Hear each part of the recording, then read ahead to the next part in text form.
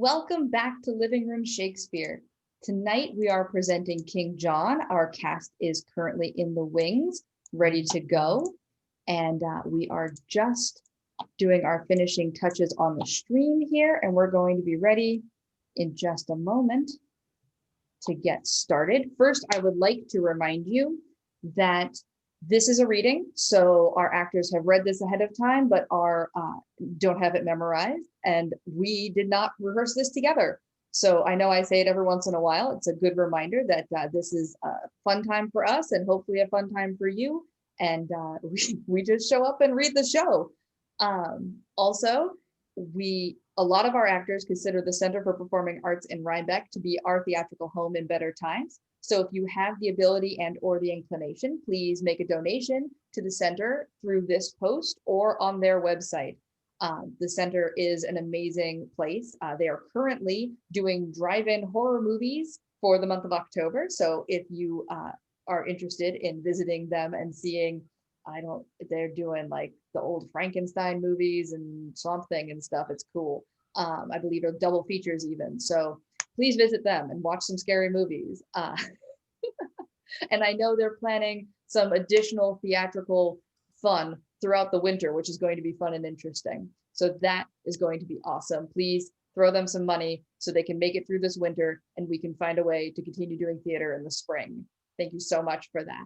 Now, without further ado, I would love to present to you Shakespeare's King John, Act 1, Scene 1.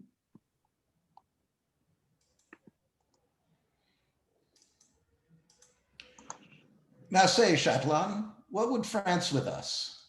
Thus, after greeting speaks the King of France in my behavior to his majesty, the borrowed majesty of England here. Strange beginning, borrowed majesty. Silence, good mother, hear the embassy. Philip of France, in right and true behalf of thy deceased brother Geoffrey's son, Arthur Plantagenet, lays most lawful claim to this fair island and the territories. To Ireland, Poitiers, Anjou, Touraine, Maine, desiring thee to lay aside the sword, which sways usurpingly these several titles, and put these same into young Arthur's hand, thy nephew and right royal sovereign. What follows if we disallow of this? The proud control of fierce and bloody war to enforce these rights so forcibly withheld. Here we war for war and blood for blood, controlment for controlment. So answer, France. Then take my king's defiance from my mouth, the farthest limit of my embassy. And bear mine to him, and so depart in peace. Be thou as lightning in the eyes of France, for ere thou canst report, I will be there. The thunder of my cannon shall be heard. So hence, be thou the trumpet of our wrath and sullen presage of your own decay. An honorable conduct let him have. Farewell, Chatelain. What now, my son? Have I not ever said how that ambitious Constance would not cease till she had kindled France and all the world upon the right and party of her son? This might have been prevented and made whole with very easy arguments of love, which now the manage of two kingdoms must with fearful bloody issue arbitrate. Our strong possession and our right for us. Your strong possession much more than your right, or else it must go wrong with you and me. So much my conscience whispers in your ear, which none but heaven and you and I shall hear.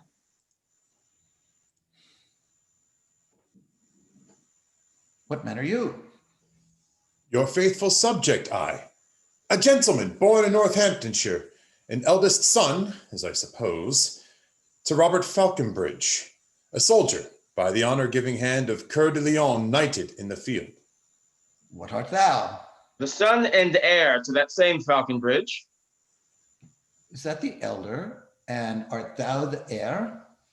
You came not of one mother, it seems.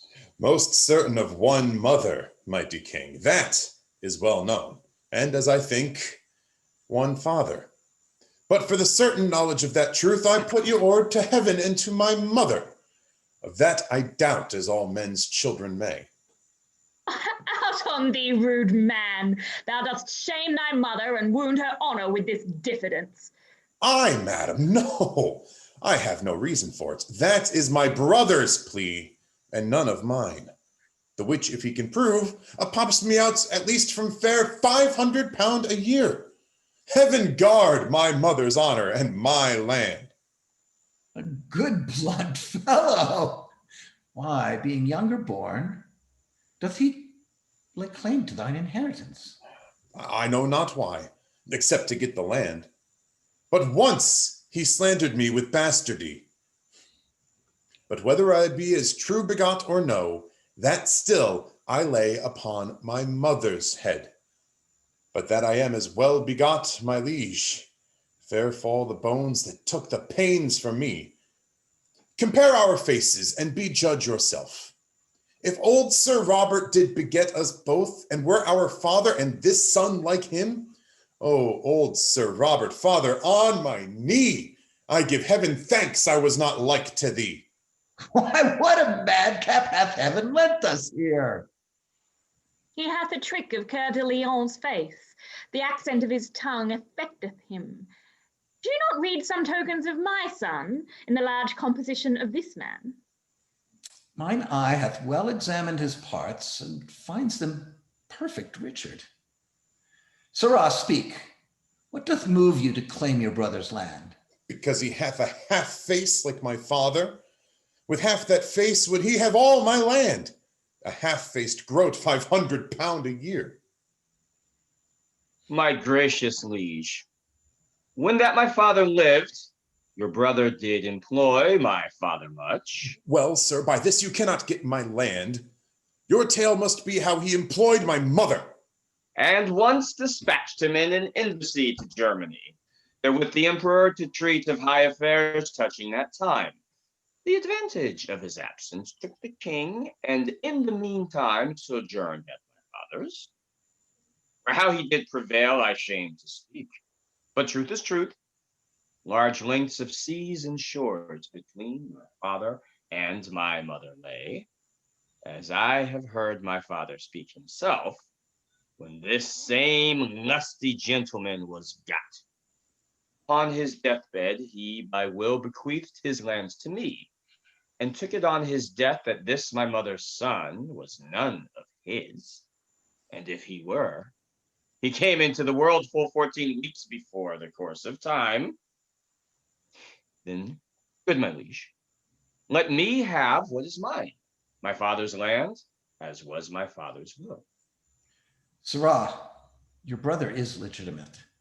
Your father's wife did, after wedlock, bear him, and if she did play false, the fault was hers. In sooth, good friend, if he were my brother might not claim him, nor your father, being none of his, refuse him. This concludes, my mother's son did get your father's heir. Father's heir must have your father's land. Shall then my father's will be of no force to dispossess that child, which is not his? Of no more force to dispossess me, sir, than was his will to get me, as I think. Whether that hadst thou rather be of Falconbridge, and like thy brother to enjoy thy land, or the reputed son of Coeur de Lion, lord of thy presence and no land beside? Madam, and if my brother had my shape, and I had his, Sir Robert's his like him, and to his shape were heir to all this land, would I might never stir from off this place. I would give it every foot to have this face. I would not be Sir Nob in any case. I like thee well. Wilt thou forsake thy fortune, bequeath thy land to him, and follow me? I am a soldier, and now bound to France. Brother, take you my land. I'll take my chance. Madam, I'll follow you unto the death. Nay, I would have you go before me thither. Our country manners give our betters way. What is thy name? Philip, my liege. So is my name begun. Philip, good old Sir Robert's wife's eldest son. From henceforth bear his name, whose form thou bear. Kneel down, Philip, but rise more great. Arise, Sir Richard and Plantagenet. Brother by the mother's side, give me your hand.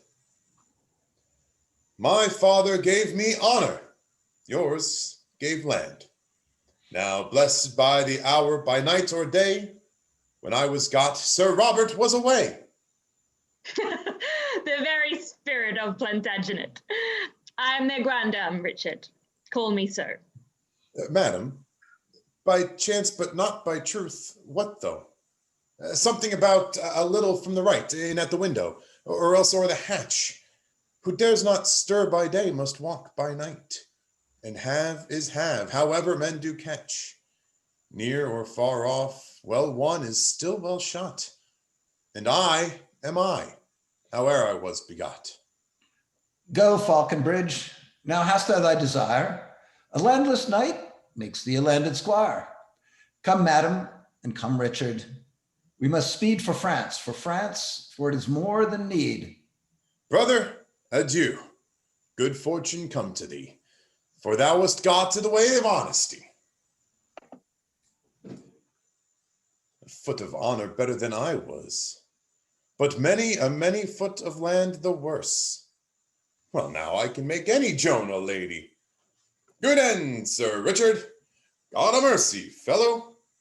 And if his name be George, I'll call him Peter. For new-made honor doth forget men's names. 'Tis too respective and too sociable for your conversion. Now, my dear sir, thus, leaning on mine elbow, I begin. I shall beseech you. That is question now. Oh, sir, says answer, at your best command, at your employment, at your service, sir. No, sir, says question, I, sweet sir, at yours. And so, ere answer knows what question would, saying in dialogue of compliment, it draws towards supper in conclusion so. But this is worshipful society, and fits the mounting spirit like myself, for he is but a bastard to the time that doth not smack of observation. And so am I, whether I smack or no, and not alone in habit and device, but from the inward motion to deliver sweet, sweet, sweet poison for the age's tooth, which, though I will not practice to deceive, yet to avoid deceit I mean to learn. For it shall strew the footsteps of my rising.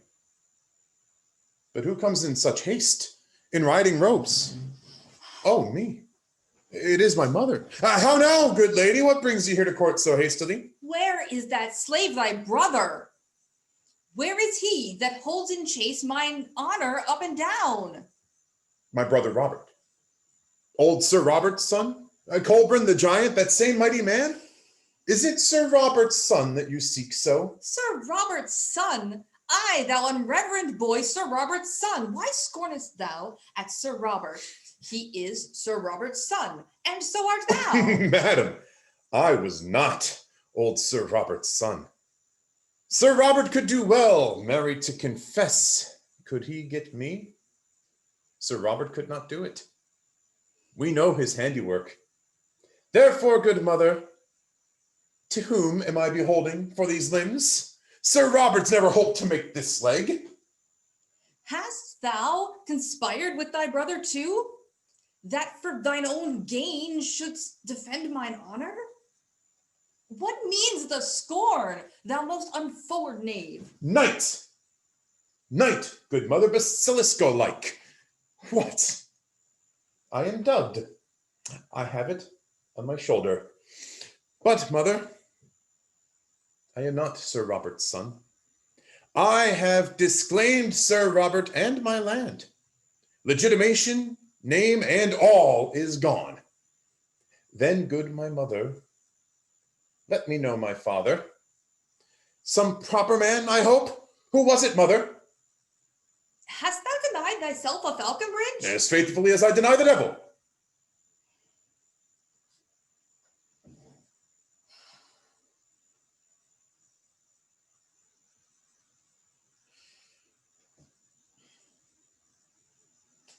King Richard Coeur de Lion was thy father.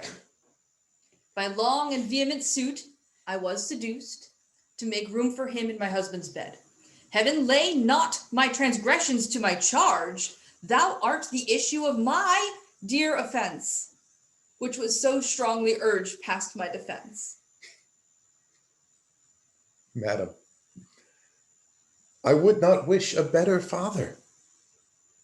Some sins do bear their privilege on earth, and so doth yours. Your fault was not your folly. He that perforce robs lions of their hearts may easily win a woman's. I, my mother, with all my heart, I thank thee for my father, who lives and dares but say thou didst not well when I was got. I'll send his soul to hell. Come, lady, I will show thee to my kin, and they shall say, when Richard me begot, if thou hadst said him nay, it had been sin. Who says it was? He lies. I say 'twas not. Act 2, Scene 1. Before Angiers, well met, brave Austria. Arthur, that great forerunner of thy blood, Richard, that robbed the lion of his heart and fought the holy wars in Palestine, by this brave duke came early to his grave, and for amends to his posterity, and our importance hither is he come, to spread his colors, boy, in thy behalf, and to rebuke the usurpation of thy unnatural uncle, English John. Grace him, love him, give him welcome hither. God shall forgive your Coeur de Lion's death, the rather that give you his offspring life, shattering their right under your wings of war. I give you welcome with a powerless hand, but with a heart full of unstained love. Welcome before the gates of Angiers, Duke. A noble boy, who would not do thee right?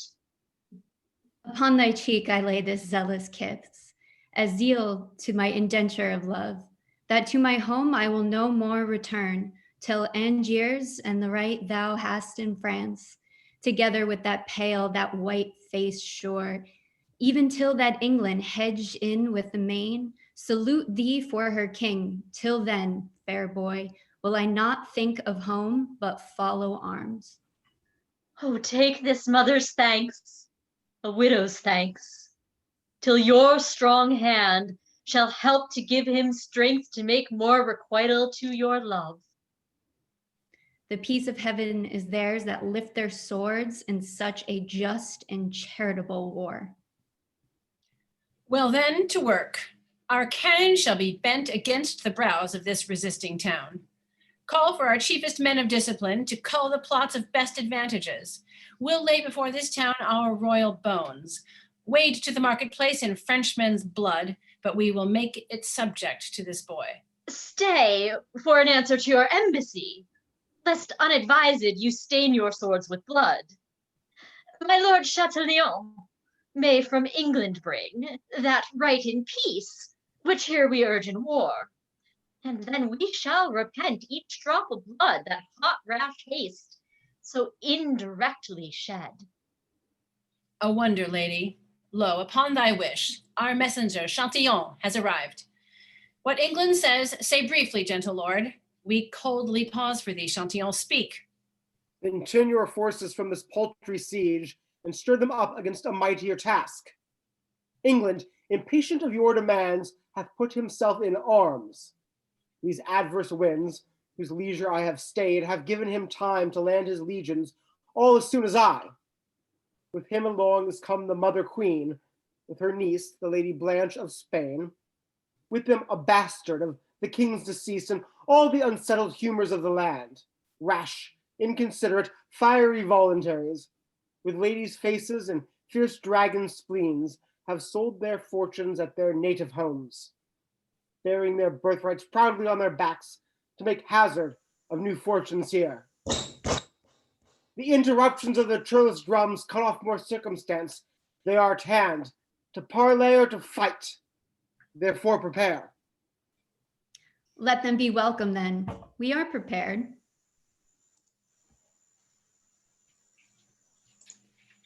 Peace be to France. If France in peace permit our just and lineal entrance to our own. If not, bleed France, and peace ascend to heaven, while we, God's wrathful agent, do correct their proud contempt that beats his peace to heaven. Peace be to England, if that war return from France to England, there to live in peace. England we love, and for that England's sake, with burden of our armor here we sweat. This toil of ours should be a work of thine, but thou from loving England art so far that thou hast underwrought his lawful king, cut off the sequence of posterity, outfaced infant state, and done a rape upon the maiden virtue of the crown. Look here upon thy brother Geoffrey's face. These eyes, these brows were molded out of his. This little abstract doth contain that large which died in Geoffrey, and the hand of time shall draw this brief into as huge a volume. That Geoffrey was thy elder brother born, and this his son. England was Geoffrey's right, and this is Geoffrey's. In the name of God, how comes it then that thou art called a king, when living blood doth in these temples beat, which owe the crown that thou o'ermasterest? From whom hast thou this great commission, France, to draw my answer from thy articles? From that supernal judge that stirs good thoughts in any breast of strong authority, to look into the blots and stains of right. That judge hath made me guardian to this boy, under whose warrant I impeach thy wrong, by whose help I mean to chastise it. Alack, thou dost usurp authority. Excuse, it is to beat usurping down. Who is it thou dost call usurper, France? Let me make answer. Thy usurping son. Out, insolent! Thy bastard shall be king, that thou mayest be a queen and check the world. My bed was ever to thy son as true as thine was to thy husband. And this boy, liker in feature to his father Geoffrey than thou in John in manners, being as like as rain to water or devil to his dam. My boy a bastard! By my soul, I think his father was never so true begot. It cannot be if thou wert his mother. There's a good mother, boy, that blots thy father. There's a good grandam, boy, that would blot thee. Peace. Hear the crier. What the devil art thou? One that will play the devil, sir, with you, and it may catch your hide and you alone. You are the hare of whom the proverb goes, whose valor plucks dead lions by the beard. I'll smoke your skin coat, and I catch you right. Sirrah, look to it, to faith. I will of faith. Oh, well did he become that lion's robe that did disrobe the lion of that robe? It lies as sightly on the back of him as great Alcides shows upon an ass. But, ass, I'll take that burthen from your back, or lay on that shall make your shoulders crack. What cracker is the same that deafs our ears, with this abundance of superfluous breath? Lewis, determine what we shall do straight. Women and fools, break off your conference. King John, this is the very sum of all. England and Ireland, Anjou, Touraine, Maine, in right of Arthur do I claim of thee. Wilt thou resign them and lay down thy arms? My life is soon. I do defy thee, France. Arthur of Bretagne, yield thee to my hand. And out of my dear love, I'll give thee more than e'er the coward hand of France can win. Submit thee, boy. Come to thy grandam, child. Do, child. Go to it, grandam, child. Give grandam kingdom, and grandam will give it a plum, a cherry, and a fig. There's a good grandam. Good, my mother, peace. His mother shames him so. Poor boy, he weeps. Now shame upon you, whether she does or no. His grandam's wrong, and not his mother's shame, draws those heaven-moving pearls from his poor eyes, which heaven shall take in nature of a fee. Aye, with these crystal beads, heaven shall be bribed to do him justice and revenge on you. Thou monstrous slanderer of heaven and earth! Thou monstrous injurer of heaven and earth! Call not me slanderer. This is thy eldest son's son, infortunate in nothing but in thee. Thy sins are visited in this poor child. The canon of law is laid on him, being but the second generation removed from thy sin-conceived womb. Bedlam have done! I have but this to say, that he is not only plagued for her sin, but God hath made her sin and her plague on his removed issue. A plague upon her. Thou unadvised scold, I can produce a will that bars the title of thy son.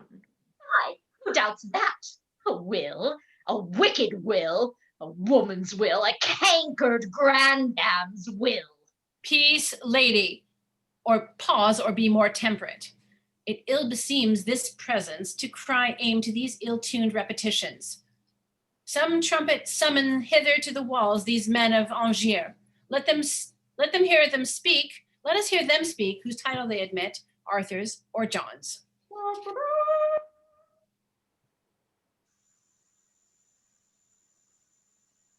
Who is it that hath warned us to the walls? 'Tis France for England. England for itself. You men of Angiers, and my loving subjects. You loving men of Angiers, Arthur's subjects, our trumpet called you to this gentle For part. our advantage, therefore hear us first. These flags of France that are advanced here before the eye and prospect of your town have hither marched to your endamagement. The cannons have their bowels full of wrath, and ready mounted are they to spit forth their iron indignation against your walls.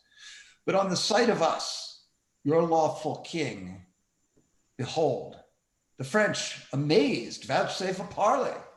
And now, instead of bullets wrapped in fire, to make a shaking fever in your walls, they shoot but calm words folded up in smoke.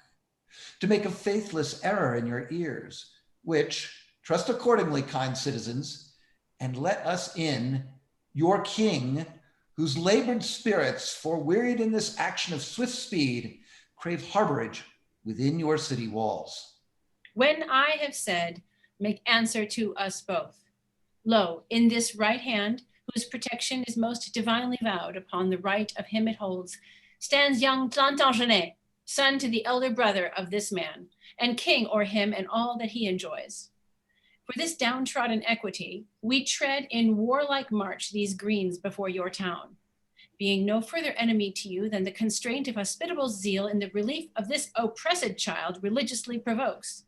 Be pleased then to pay that duty which you truly owe to that owes it, namely this young prince.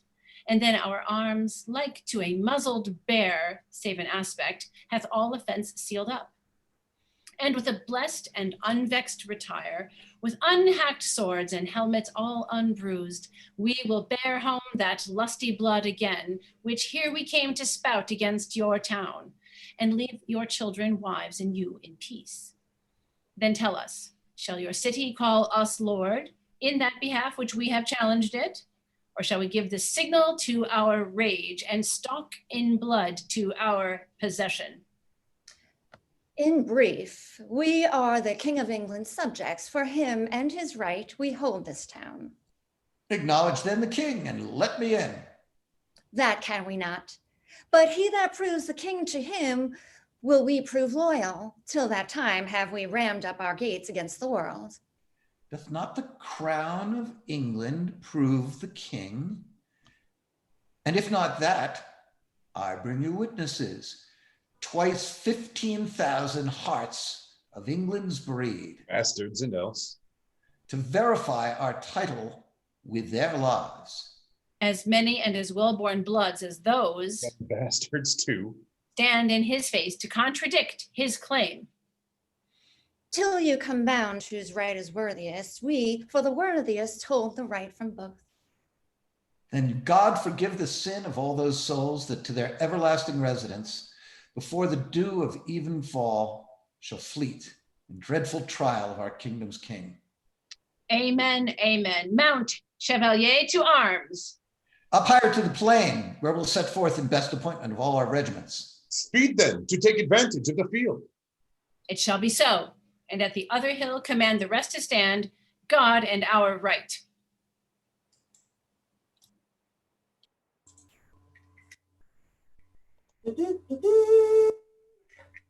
You, men of Angiers, open wide your gates, and let young Arthur, Duke of Bretagne, in, who by the hand of France this day hath made much work for tears in many an English mother, whose sons lie scattered on the bleeding ground. Many a widow's husband groveling lies, coldly embracing the discolored earth, and victory with little loss doth play upon the dancing banners of the French, who are at hand, triumphantly displayed, to enter conquerors, and to proclaim Arthur of Bretagne England's king and yours. Rejoice, you men of Angiers. Ring your bells. King John, your king in England, doth approach, commander of this hot malicious day. Their armors that marched hence so silver bright, hither return all gilt with Frenchmen's blood. There struck no plume in any English crest that is removed by a staff of France. Our colors do return in these same hands that did display them when we first marched forth. And like a troop of jolly huntsmen come our lusty English, all with purpled hands, died in the dying slaughter of their foes. Open your gates and give the victors way. Heralds from off our towers we might behold, from first to last the onset and retire of both your armies, whose equality by our best eyes cannot be censored. Blood hath brought blood, and blows have answered blows, strength matched with strength, and power confronted power. Both are alike, and both alike are we. One must prove greatest while they weigh to so even. We hold our town for neither, yet for both. France, hast thou yet more blood to cast away? England, thou hast not saved one drop of blood in this hot trial more than we of France, rather lost more. And by this hand I swear, before we will lay down our just-born arms, we'll put thee down, 'gainst whom these arms we bear. Ha, Majesty! How high thy glory towers when the rich blood of kings is set on fire! Why stand these royal fronts amazed thus? Cry havoc, kings, back to the stained field, you equal potents, fiery, kindled spirits! Then let confusion of one part confirm the other's peace. Till then, blows, blood, and death. Whose party do the townsmen yet admit? Speak, citizens, for England, who's your king? The King of England, when we know the king. Know him in us, that here hold up his right. In us, that are our own great deputy and bear possession of our person here, Lord of our Presesnts, Angiers, and of you. A greater power than we denies all this. Until it be undoubted, we do lock our former scruple in our strong barred gates. Kinged of our fears, until our fears resolved be by some certain king purged and disposed.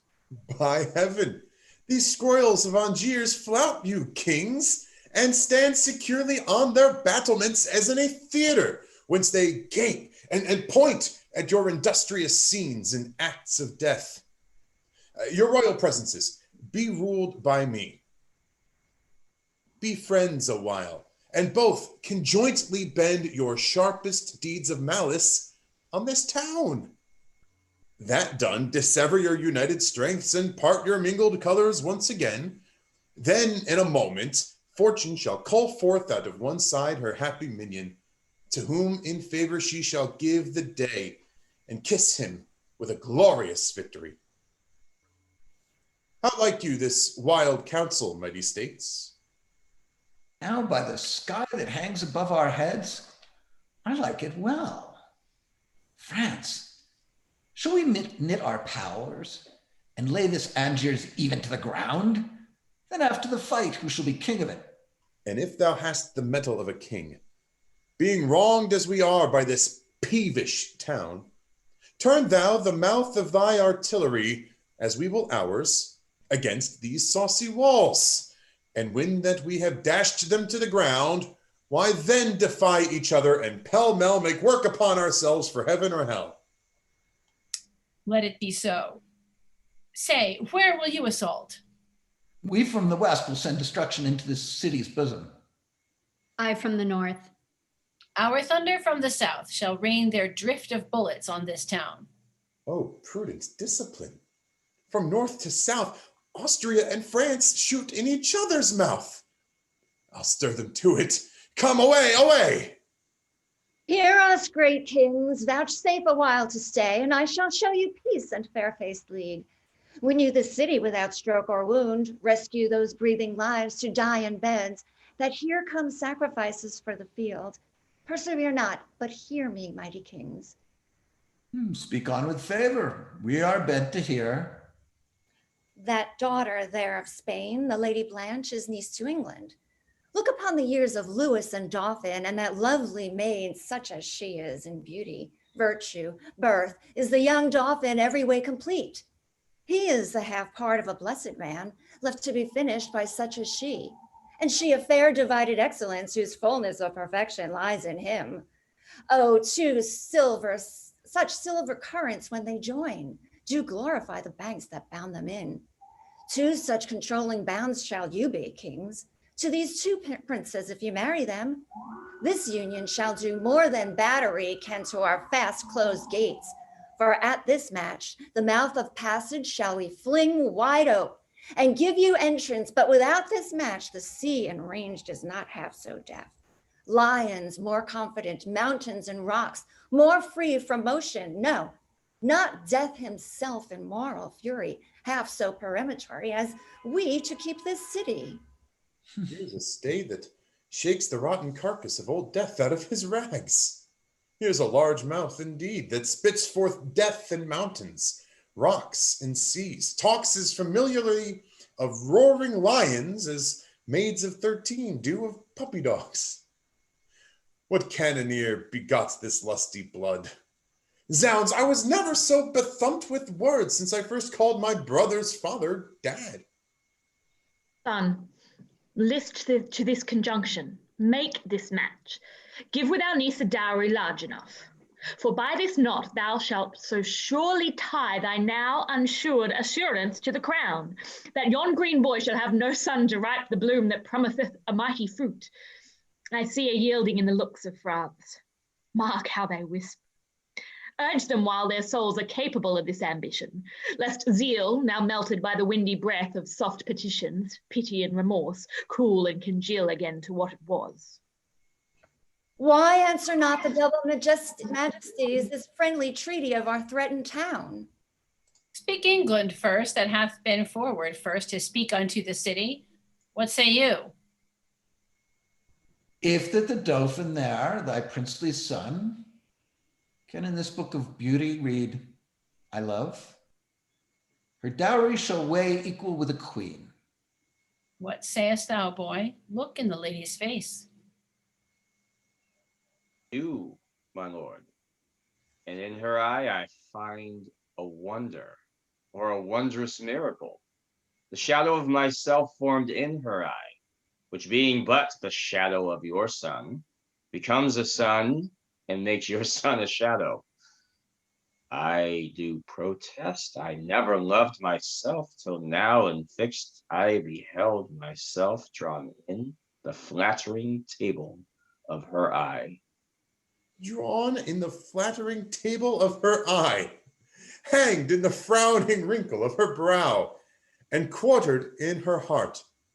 He doth spy himself love's traitor. This is pity now, that hanged and drawn and quartered there should be in such a love so vile a lout as he. My uncle's will in this respect is mine.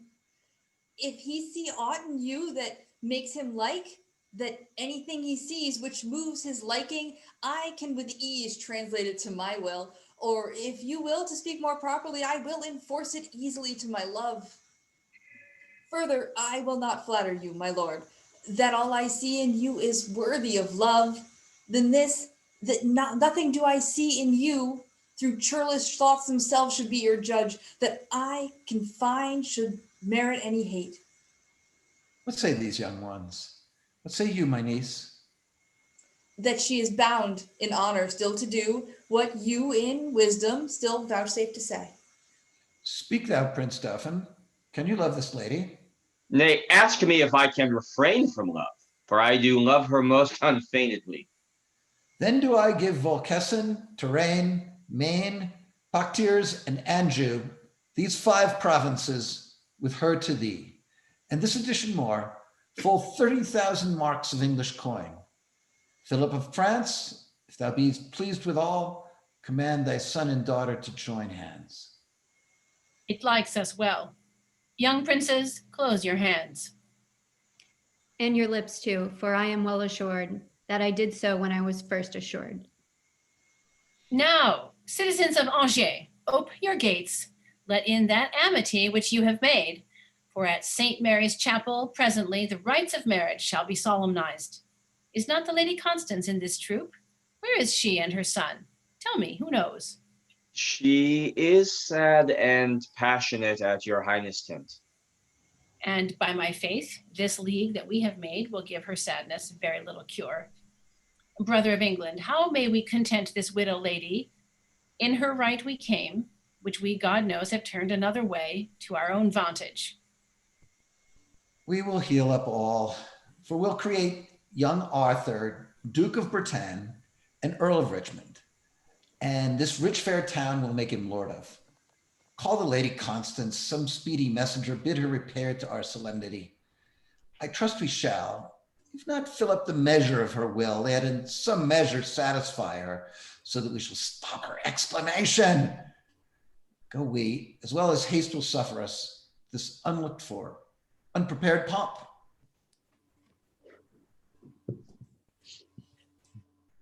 Mad world, mad kings, mad composition. John, to stop Arthur's title in the whole, hath willingly departed with a part, and France, whose armor conscience buckled on, whom zeal and charity brought to the field as God's own soldier, rounded in the ear with that same purpose changer, that sly devil who, having no external thing to lose but the word maid, cheats the poor maid of that. And this same bias, this commodity, clapped on the outward eye of fickle France, hath drawn him from his own determined aid, from a resolve and honorable war, to a most base and vile concluded peace. And why rail I on this commodity? But because he hath not wooed me yet. Not that I have the power to clutch my hand when his fair angels would salute my palm, but for my hand is unattempted yet, like a poor beggar raileth on the rich. Well, whiles I am a beggar, I will rail and say there is no sin but to be rich.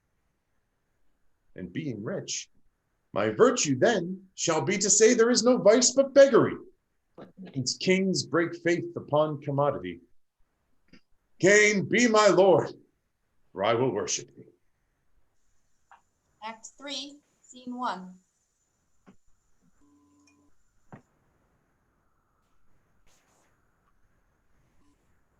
Gone to be married?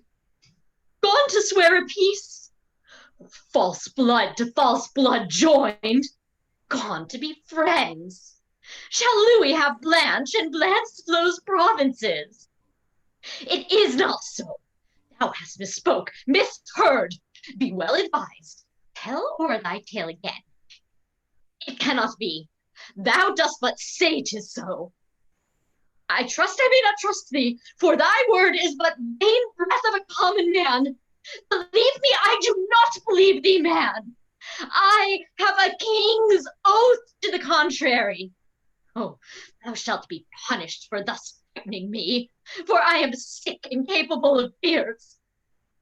What dost thou mean by shaking of my head? Why holds thine eye that lamentable room, like a proud river peering o'er his bounds? Be these sad signs confirms of thy words?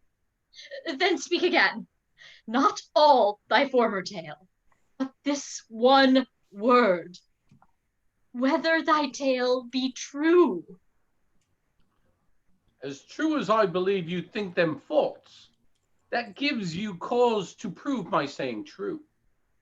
Oh, if thou teach me to believe this sorrow, teach thou this sorrow how to make me die, and let belief and life encounter so as doth the fury of two desperate men, which in the very meeting fall and die. Louis to Mary Blanche.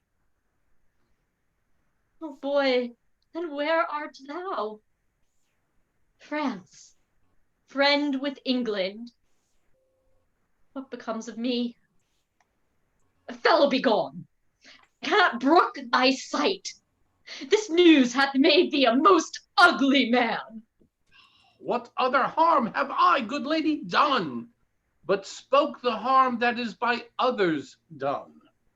Which harm within itself so heinous is, as it makes harmful all that speaks of it. I do beseech you, madam, be content. Thou, that bidst me be content, wert grim, full of unpleasing blots and sightless stains, patched with foul moles and eye-offending marks. I would not care. I then would be content, for then I should not love thee. No, nor thou become thy great birth, nor deserve a crown.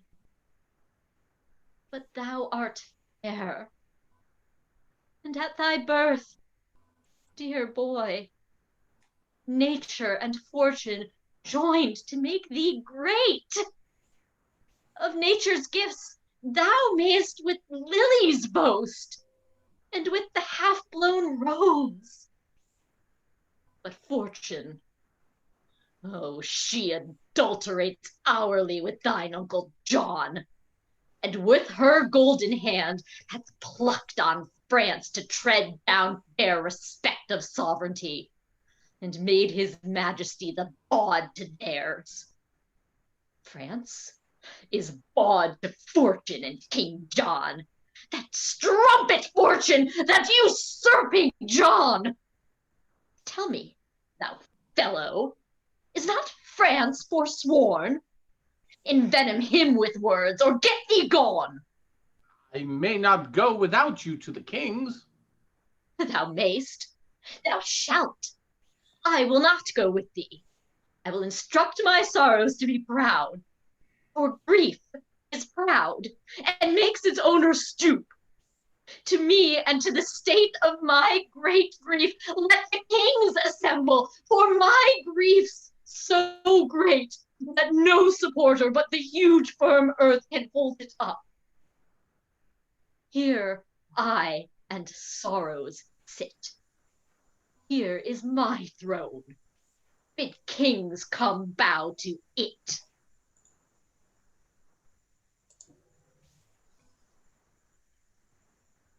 'Tis true, fair daughter, and this blessed day ever in France shall be kept festival. The yearly course that brings this day about shall never see it but a holiday. A wicked day, and not a holy day. What? Hath this day deserved? What hath it done? That it in golden letter should be set among the high tides in the calendar. Nay, rather turn this day out of the wreck. Day of shame, oppression, perjury. Or if it must stand still, let wives with child pray that their burdens may not fall this day, lest that their hopes prodigiously be crossed. But on this day, let seamen fear no wreck, no bargains break that are not this day made. This day, all things begun come to ill end. Yea, faith itself to hollow falsehood change. By heaven, lady, you shall have no cause to curse the fair proceedings of this day. Have I not pawned to you my majesty? You have beguiled me with a counterfeit resembling majesty, which, being touched and tried, proves valueless. You are forsworn, forsworn! You came in arms to spill mine enemy's blood, but now, in arms, you strengthen it with yours. Arm, arm, you heavens, against these perjured kings. Let not the hours of this ungodly day wear out the day in peace, but ere the sun set armed discord twixt these perjured kings. Hear me, oh, hear me. Lady Constance, peace. War! War, no peace. Peace is to me a war, O Limoges, O Austria. Thou dost shame that bloody spoil. Thou slave, thou wretch, thou coward. Thou fortune's champion that dost never fight but when her humorous ladyship is by to teach thee safety. What a fool art thou!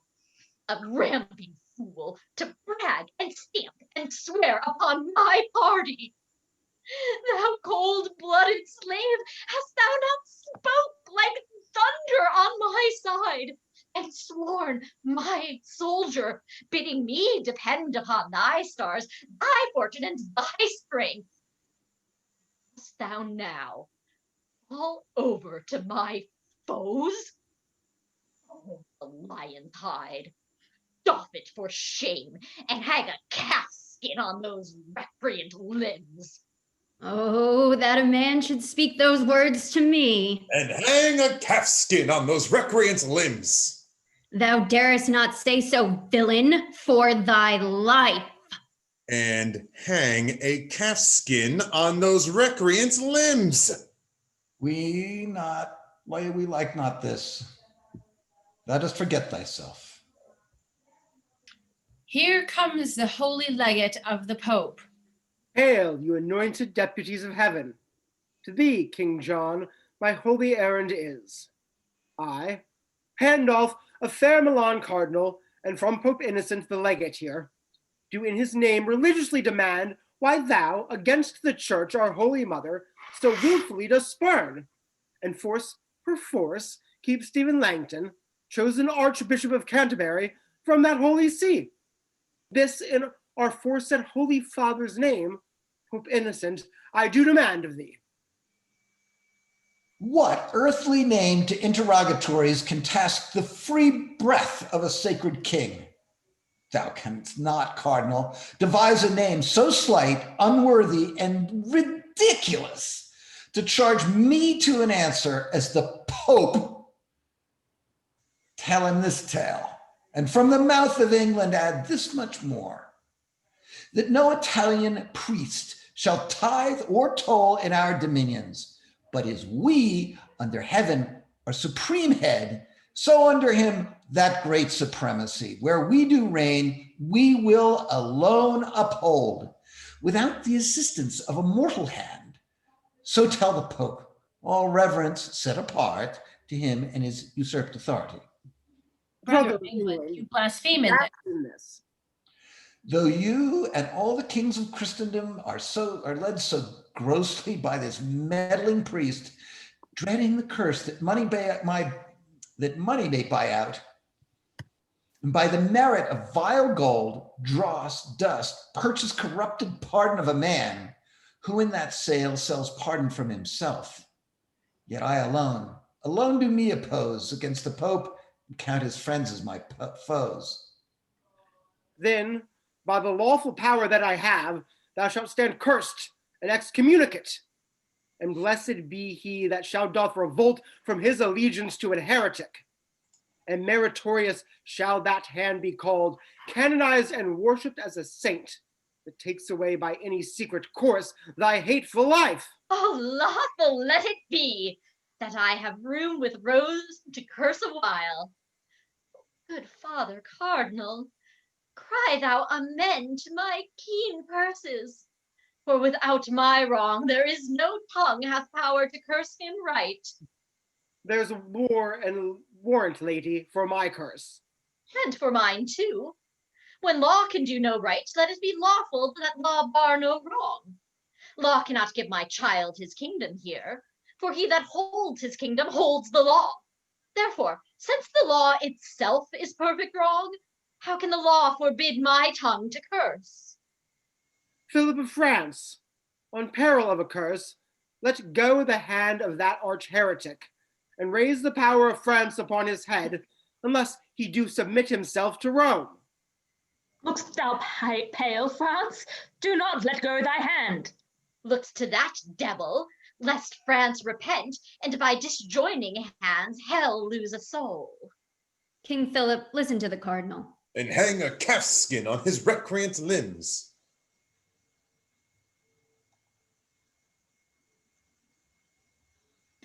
Well, ruffian, I must pocket up these wrongs because... Best may carry them. Philip, what sayest thou to the cardinal? What should he say but as the cardinal? Bethink you, father,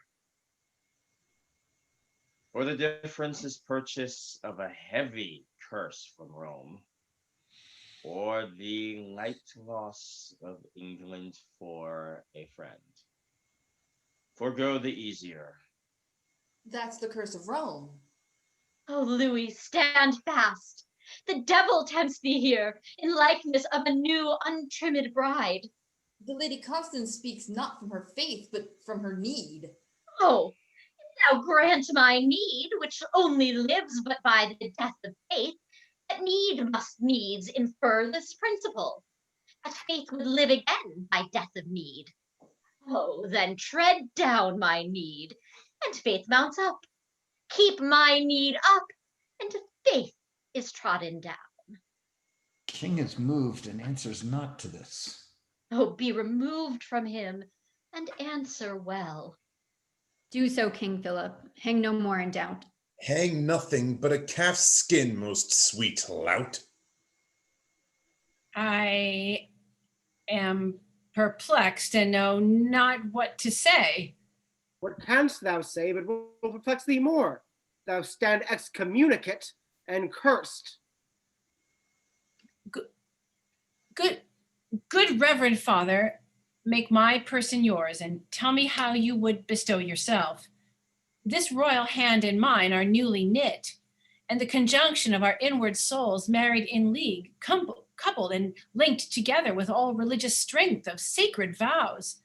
The latest breath that gave the sound of words was deep sworn faith, peace, amity, true love between our kingdoms and our royal selves. And shall these hands, so lately purged of blood, so newly joined in love, so strong in both, unyoke this seizure with this and this kind regret? Play fast and loose with faith? Oh, holy sir, my reverend father, let it not be so. Out of your grace, devise, ordain, impose some gentle order, and then we shall be blessed to do your pleasure and continue friends. All form is formless, order orderless, save what is opposite to England's love. Therefore, to arms! Be champion of our church, or let the church, our mother, breathe her curse, a mother's curse on her revolting son. France, thou mayest hold a serpent by the tongue, a chafed lion by the mortal paw, a fasting tiger safer by the tooth, than keep in peace that hand which thou dost hold. I may disjoin my hand, but not my faith. So makest thou faith an enemy to faith, and like a civil war settest oath to oath, thy tongue against thy tongue. Oh, let thy vow, first made to heaven, first be to heaven performed. That is, to be the champion of our church, because religion that doth make vows kept. Be thou hast sworn against religion, be thou dost swear only to be forsworn, and most forsworn to keep what thou dost swear. Therefore thy latter vows against thy first is in thyself rebellion to thyself. A better conquest never canst thou make than arm thy constant and nobler parts, against these giddy, loose suggestions, upon which better part our prayers come in, if you vouchsafe them. But if not, then know the peril of our curses light on thee, so heavy as thou shalt not shake them off, but in despair die under their black weight. Rebellion, flat rebellion. Will't not be? Will not a calf's skin stop that mouth of thine?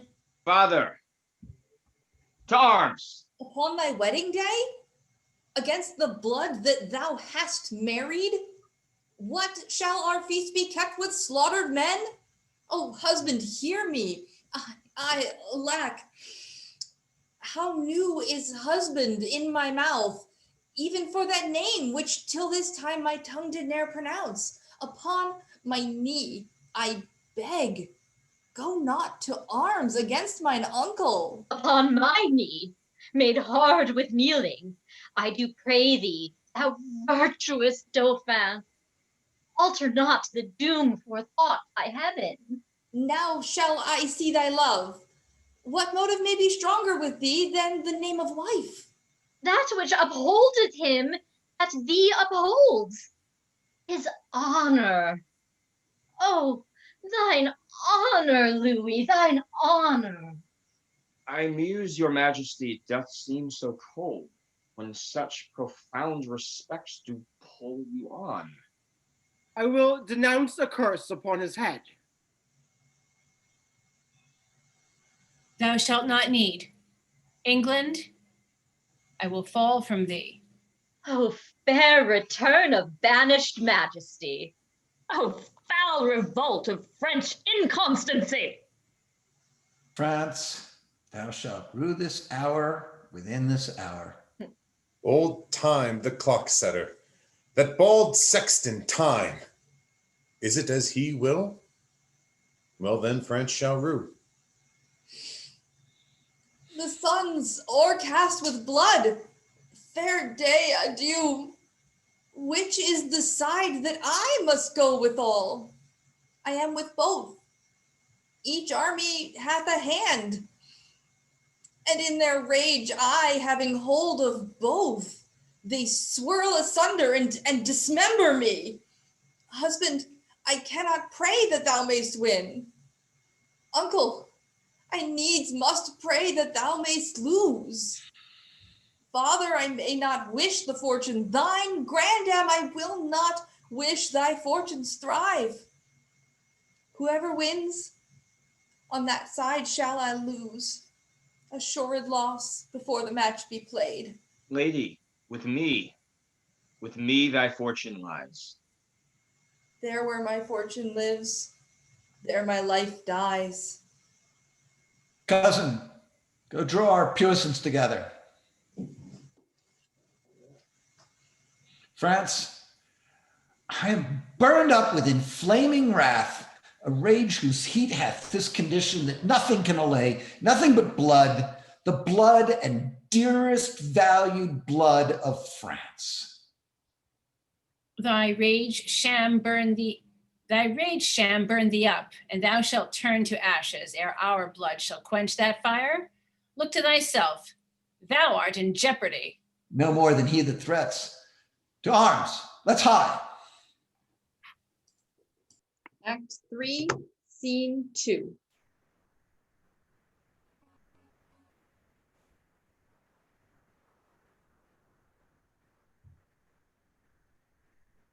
Now, by my life, this day grows wondrous hot. Some airy devil hovers in the sky and pours down mischief. Austria's head lie there, while Philip breathes. Hubert, keep this boy. Philip, make up. My mother is assailed in her tent. In Tain, I fear. My lord, I rescued her. Her highness is in safety, fear you not. But on, my liege, for very little pains will bring this labor to a happy end. Act 3, Scene 3.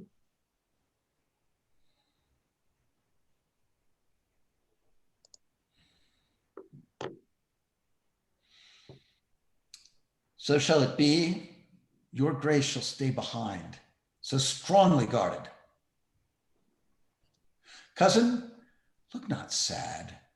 Thy grandam loves thee, and thy uncle will be as dear be to thee as thy father was. Oh, this will make my mother die with grief.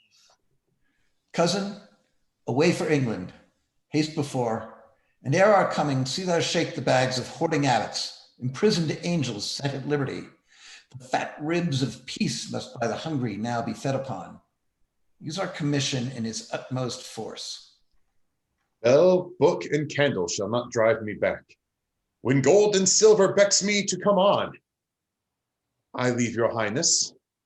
Grandam, I will pray, if ever I remember to be holy, for your fair safety. So, I kiss your hand.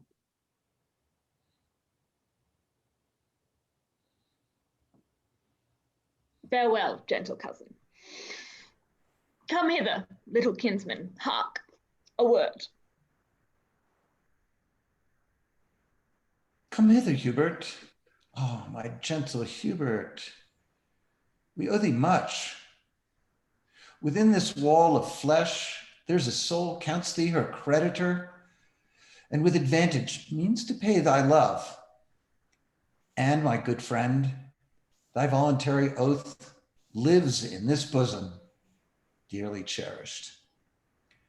Give me thy hand. I had a thing to say, but I will fit it with some other better time. By heaven, Hubert, I am almost ashamed to say what good respect I have of thee.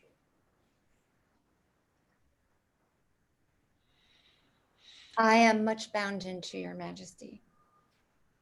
Good friend, thou hast not cause to say so yet, but thou shalt have. And creep time ne'er so slow, yet it shall come from me to do thee good. I had a thing to say, but let it go. The sun is in heaven, and the proud day, attended with the pleasures of the world, is all too wanton and too full of gods to give me audience. If the midnight bell did with his iron tongue and brazen mouth sound on to the drowsy rays of night, if this same were a churchyard where we stand, and thou possessed with 1,000 wrongs, or if thou couldst hear me without, see me without eyes, or hear me without thine ears, and make reply without a tongue, using conceit alone, then, in despite of brooded watchful day, I would into thy bosom pour my thoughts, but I will not. Yet I love thee well. By my troth, I thinkest thou love me well. So well that would you bid me undertake, though that my death were adjunct to my act by heaven, I would do it. Do not I know thou wouldst? Good Hubert, Hubert, throw thy an eye on yon young boy. I'll tell thee what, my friend, he is a very serpent in my way. And wheresoe'er this foot of mine doth tread, he lies before me. Dost thou understand me? Thou art his keeper. And I'll keep him so that he shall not offend your majesty. Beth. My lord? A grave. He shall not live. Enough. I could be merry now, Hubert. I love thee. Well, I'll not say what I intend for thee. Remember, madam, fare you well. I'll send those powers o'er to your majesty. My blessing go with thee. For England, cousin, go. Hubert shall be your man, attend on you with all true duty. On toward Calais, ho! Act 3, Scene 4. So, by a roaring tempest on the flood, a whole armado of convicted sail is scattered and disjoined from fellowship. Courage and comfort, all shall yet go well. What can go well when we have run so ill? Are we not beaten? Is that Angers lost? Arthur ta'en prisoner, divers dear friends slain, and bloody England into England gone, overbearing interruptions, spite of France. But he hath won, that hath he fortified. So hath a speed with such advice disposed, such temperate order and so fierce a cause that want example. Who hath read or heard of any kindred action like to this? Well could I bear that England had this praise, so we could find some pattern of our shame. Look who comes here, a grave unto a soul, holding the eternal spirit against her will in the vile prison of afflicted breath. I prithee, lady, go away with me. Lo, now I now see the issue of your peace. Patience, good lady. Comfort, gentle Constance. No, I defy all counsel, all redress but that which ends all counsel. True redress. Death, death, O amiable, lovely death. Thou odoriferous stench, sound rottenness, arise from forth the couch of the lusting night, thou hate and terror to prosperity, and I will kiss thy desperate bones, and be a carrion monster like thyself. Come, grin on me, and I will think you smilest, and bust thee as my wife. Misery's love, oh come to me. O fair affliction, peace. No, no, I will not, having breath to cry. Oh, that my tongue were in the thunderer's mouth. Lady, you utter madness and not sorrow. Thou art not wholly to belie me so. I am not mad. This hair I tear is mine. My name is Constance. I was Geoffrey's wife. Young Arthur is my son, and he is lost. I am not mad. I would to heaven I were, for then 'tis like I should forget myself. Oh, if I could, what grief should I forget? Preach some philosophy to make me mad, and thou shalt be canonized, Cardinal, for being not mad, but sensible of grief. My reasonable part produces reason how I may be delivered of these woes, and teaches me to kill or hang myself. If I were mad, I should forget my son, or think a babe of clouds were he. I am not mad. Too well I feel the different plague of each calamity. Bind up those tresses. Oh, what love I note in the fair multitude of her hairs, where but by chance a silver drop hath fallen, even to that drop 10,000 wiry friends do glue themselves in sociable grief, like true, inseparable, faithful loves, sticking together in calamity. To England, if you will. Bind up your hairs. Yes, that I will. And wherefore will I do it? I tore them from their bonds and cried aloud, oh, these hands could so redeem my son as they have given these hairs their liberty. But now I envy at their liberty, and will again commit them to their bonds, because my poor child is a prisoner. And Father Cardinal, I have heard you say that we shall see and know our friends in heaven. If that be true, I shall see my boy again. For since the birth of Cain, the first male child, to him that did but yesterday surprise. There was not such a gracious creature born. But now will canker sorrow eat my bud, and chase the native beauty from his cheek. And he will look as hollow as a ghost, as dim and meager as an ague's fit. And so he'll die. And rising so again, when I shall meet him in the court of heaven, I shall not know him. Therefore never, never must I behold my pretty Arthur more. You hold too heinous a respect of grief. He talks to me that never had a son. You are as fond of grief as of your child. Grief fills the room up of my absent child, puts on his pretty looks, repeats his words. Then have I reason to be fond of grief? Fare you well. Had you such loss as I could give you better comfort than you do. I will not keep this from upon my head when there is such disorder in my wit.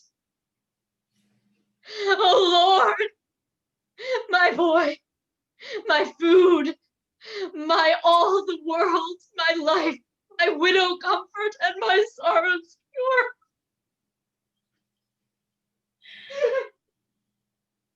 I fear some outrage, and I'll follow her.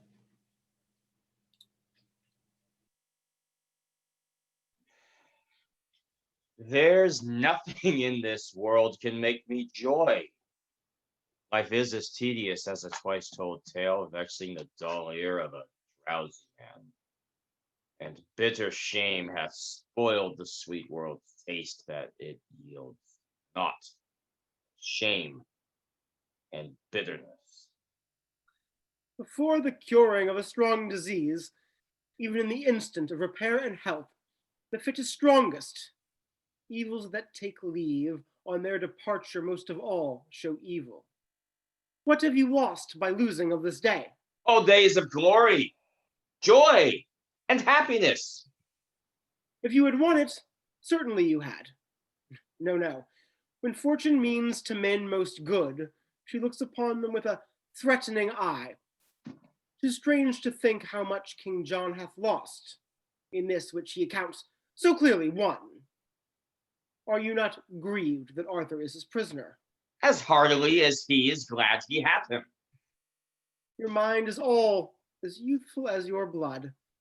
Now, hear me speak with prophetic spirit, for even the breath of what I mean to speak shall blow each dust, each straw, each little rub out of the path which shall directly lead thy foot to England's throne. And therefore mark, John has seized Arthur, and it cannot be that while warm life plays in that infant's veins, the misplaced John shall entertain an hour, 1 minute, nay, one quiet breath of rest.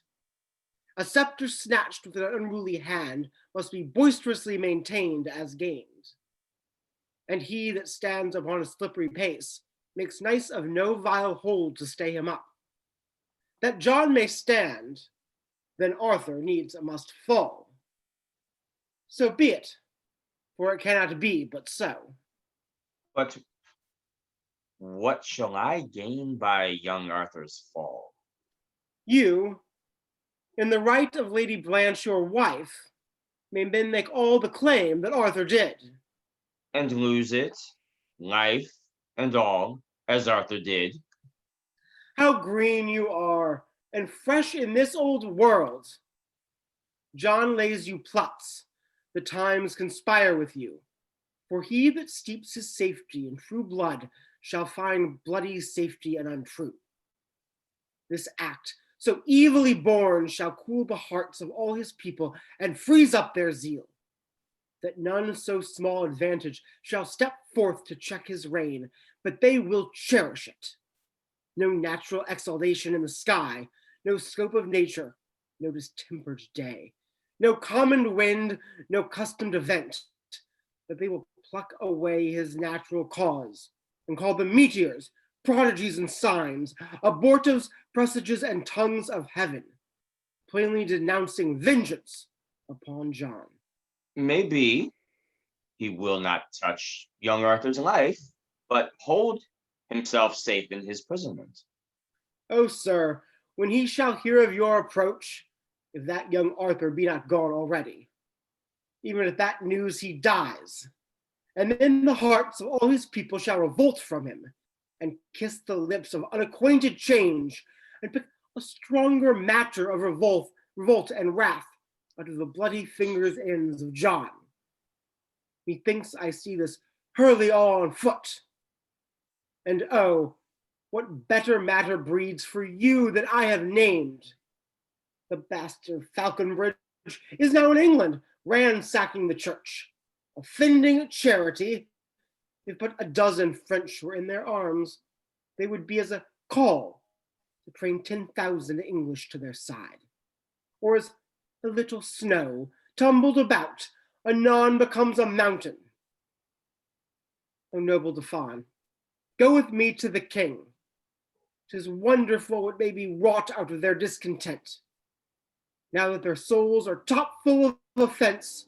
For England go, I will wet on the king. Strong reasons make strong actions. Let us go. If you say aye, the king will not say no. Act 4, Scene 1.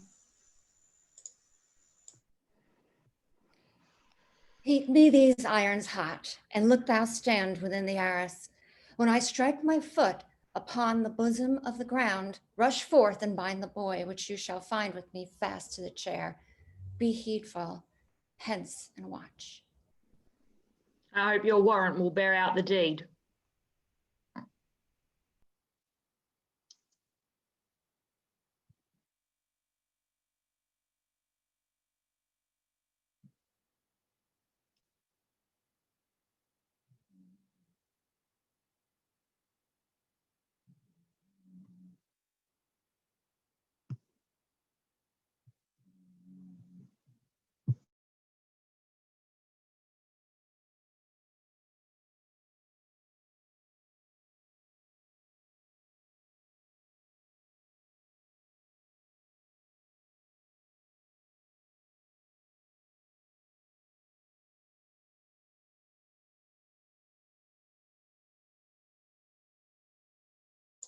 I'm on mute. It looks like we might have lost an actor. We're going to give it just a second and maybe restart this scene. Give us just a moment, please.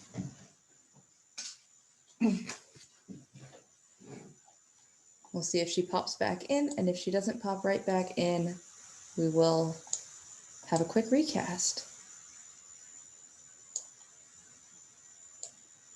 All right, we're going to take it from the top. I'm going to take the role of Hubert. All right, actors, Act 4, Scene 1.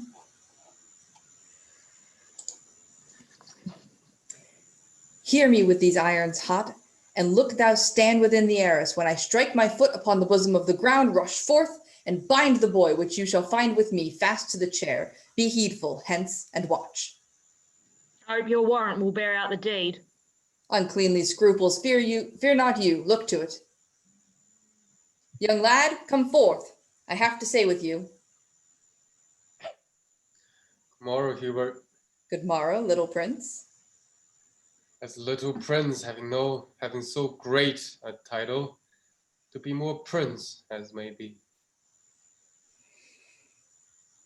You're sad. Indeed, I have been merrier. Mercy on me.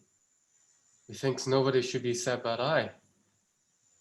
Yet I remember when I was in France, young gentlemen would be as sad as night, only for wantonness. But my Christendom, so I were out of prison and kept sheep, I should be as merry as the day is long. So I be here, but that I doubt my uncle practices more harm to me. He is afraid of me, and not of him. Is it my fault that was Geoffrey's son? No, indeed, it's not. And I would to heaven I were your son. So you will love me, Hubert. If I talk to him with his innocent prate, he will awake my mercy, which lies dead. Therefore, I will be sudden and dispatch. Are you sick, Hubert? You look pale today. In sooth, I would you were a little sick, that I may sit all night and watch with you. I warrant I love you more than you do me.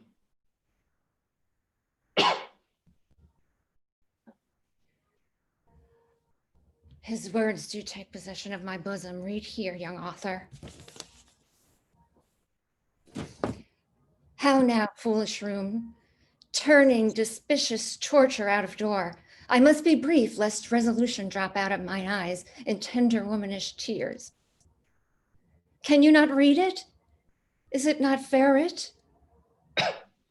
Too fairly, Hubert, but no foul effects. Must you with hot irons burn out both my eyes? Young boy, I must. And will you? And I will. Have you the heart? When your head did but ache, I knit my handkerchief about your brows, the best I had. A princess wrote of me, and I did never ask you again. And with my hand at midnight held your head, and like the watchful minutes to the hour still and anon cheered up the heavy time, saying, what lack you? And where lies your grief? Or what good love might I perform for you? Many a poor man's son would have linen still and never have spoke a loving word to you. But you, at your sick service, had a prince. Nay, you may think my love was crafty love and call it cunning. Do and if you will. If heaven be pleased that you must use me ill, well then you must. Will you put out my eyes? These eyes that never did nor never shall so much as frown on you. I have sworn to do it, and with hot irons must I burn them out. None but in this iron age would do it. The iron of itself, though heat red hot, approaching near these eyes, would drink my tears and quench his fiery indignation, even in the matter of my innocence. Nay, after that, consume away in rust, but for containing fire to harm my eye. Are you more stubborn hard than hammered iron? And if an angel should have come to me and told me Hubert should put out my eyes, I would not have believed him. No tongue but Hubert's. Come forth. Do as I bid you. Oh, save me, Hubert, save me. My eyes are out, even with the fierce look of these bloody men. Give me the iron, I say, and bind him here. Alas, what need you be so boisterous rough? I will not struggle. I will stand stone still, for heaven's sake, Hubert. Let me not be bound. Nay, hear me, Hubert. Drive this man away, and I will sit as quiet as a lamb. I will not stir, nor wince, nor speak a word, nor look upon the iron angrily. Thrust but this man away, and I will forgive you. Whatever torment you do put me to. Go stand within. Let me alone with him. I am best pleased to be from such a deed. Alas, I then have chid away my friend. He has a stern look, but a gentle heart. Let him come back, that his compassion may give life to yours. Come, boy, prepare yourself. Is there no remedy? None but to lose your eyes. Oh, heaven, that they were but a mote in yours, a grain of dust, a gnat, a wandering hair, any annoyance in that precious sense, then feeling what small things are boisterous there. Your vile intent must needs seem horrible. Is it your promise? Go to, hold your tongue. Hubert, the utterance of a brace of tongues must needs what pleading for a pair of eyes. Let me not hold my tongue. Let me not, Hubert. Or Hubert, if you will, cut off my tongue, so I may keep my eyes. Oh, spare my eyes, though to no use but to look on you. Lo, by my truth, the instrument is cold. I will not harm me. I can heed it, boy. No, in good sooth, the fire is dead with grief, being created for comfort, to be used in undeserved extremes. See else yourself, there is no malice in this burning coal. The breath of heaven has blown his spirit out and stewed repentant ashes on his head. But with my breath, I can revive it, boy. And if you do, if you but make it blush and glow with shame of your proceedings, Hubert, nay, it perchance will sparkle in your eyes.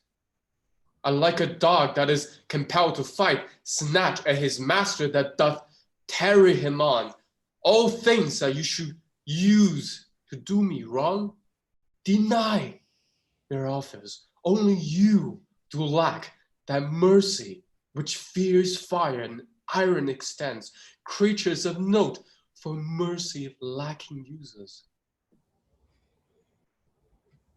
Well, see to live. I will not touch thine eye for all the treasure that thine eye uncle owes. Yet I am sworn, and I did propose, boy, with this same very iron to burn them out. Oh, now you look like Hubert. All this while you were disguised. Peace, no more ado. Your uncle must not know, but you are dead. I'll fill these jaunt spies with false reports, and pretty child, sleep doubtless and secure that Hubert, for the wealth of all the world will not offend thee. Oh, heaven, I thank you, Hubert. Silence, no more. Go closely in with me, much danger do I undergo for thee. Act 4, Scene 2.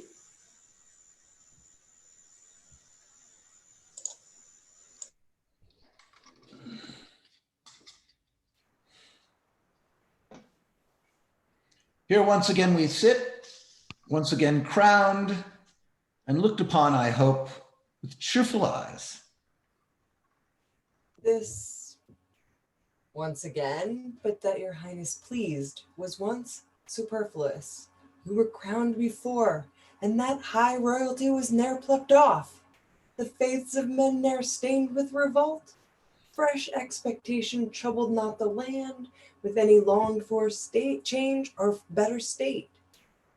Therefore, to be possessed with double pomp, to guard a title that was rich before, is wasteful and ridiculous excess.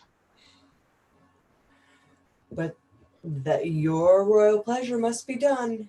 This act is as an ancient tale new told, and in the last repeating troublesome, being urged at a time unseasonable. In this the antique is well noted face of plain old form is much disfigured, and like a shifted wind unto a sail, It makes the course of thoughts to fetch about, startles and frights consideration, makes sound opinion sick and truth suspended, for putting on so new a fashioned robe. When workmen strive to do better than well, they do confound in their skill and covetousness. And oftentimes, excusing of a fault doth make the fault the worse by the excuse. As patches set upon a little breach discredit more in hiding of the fault than did the fault before it was so patched.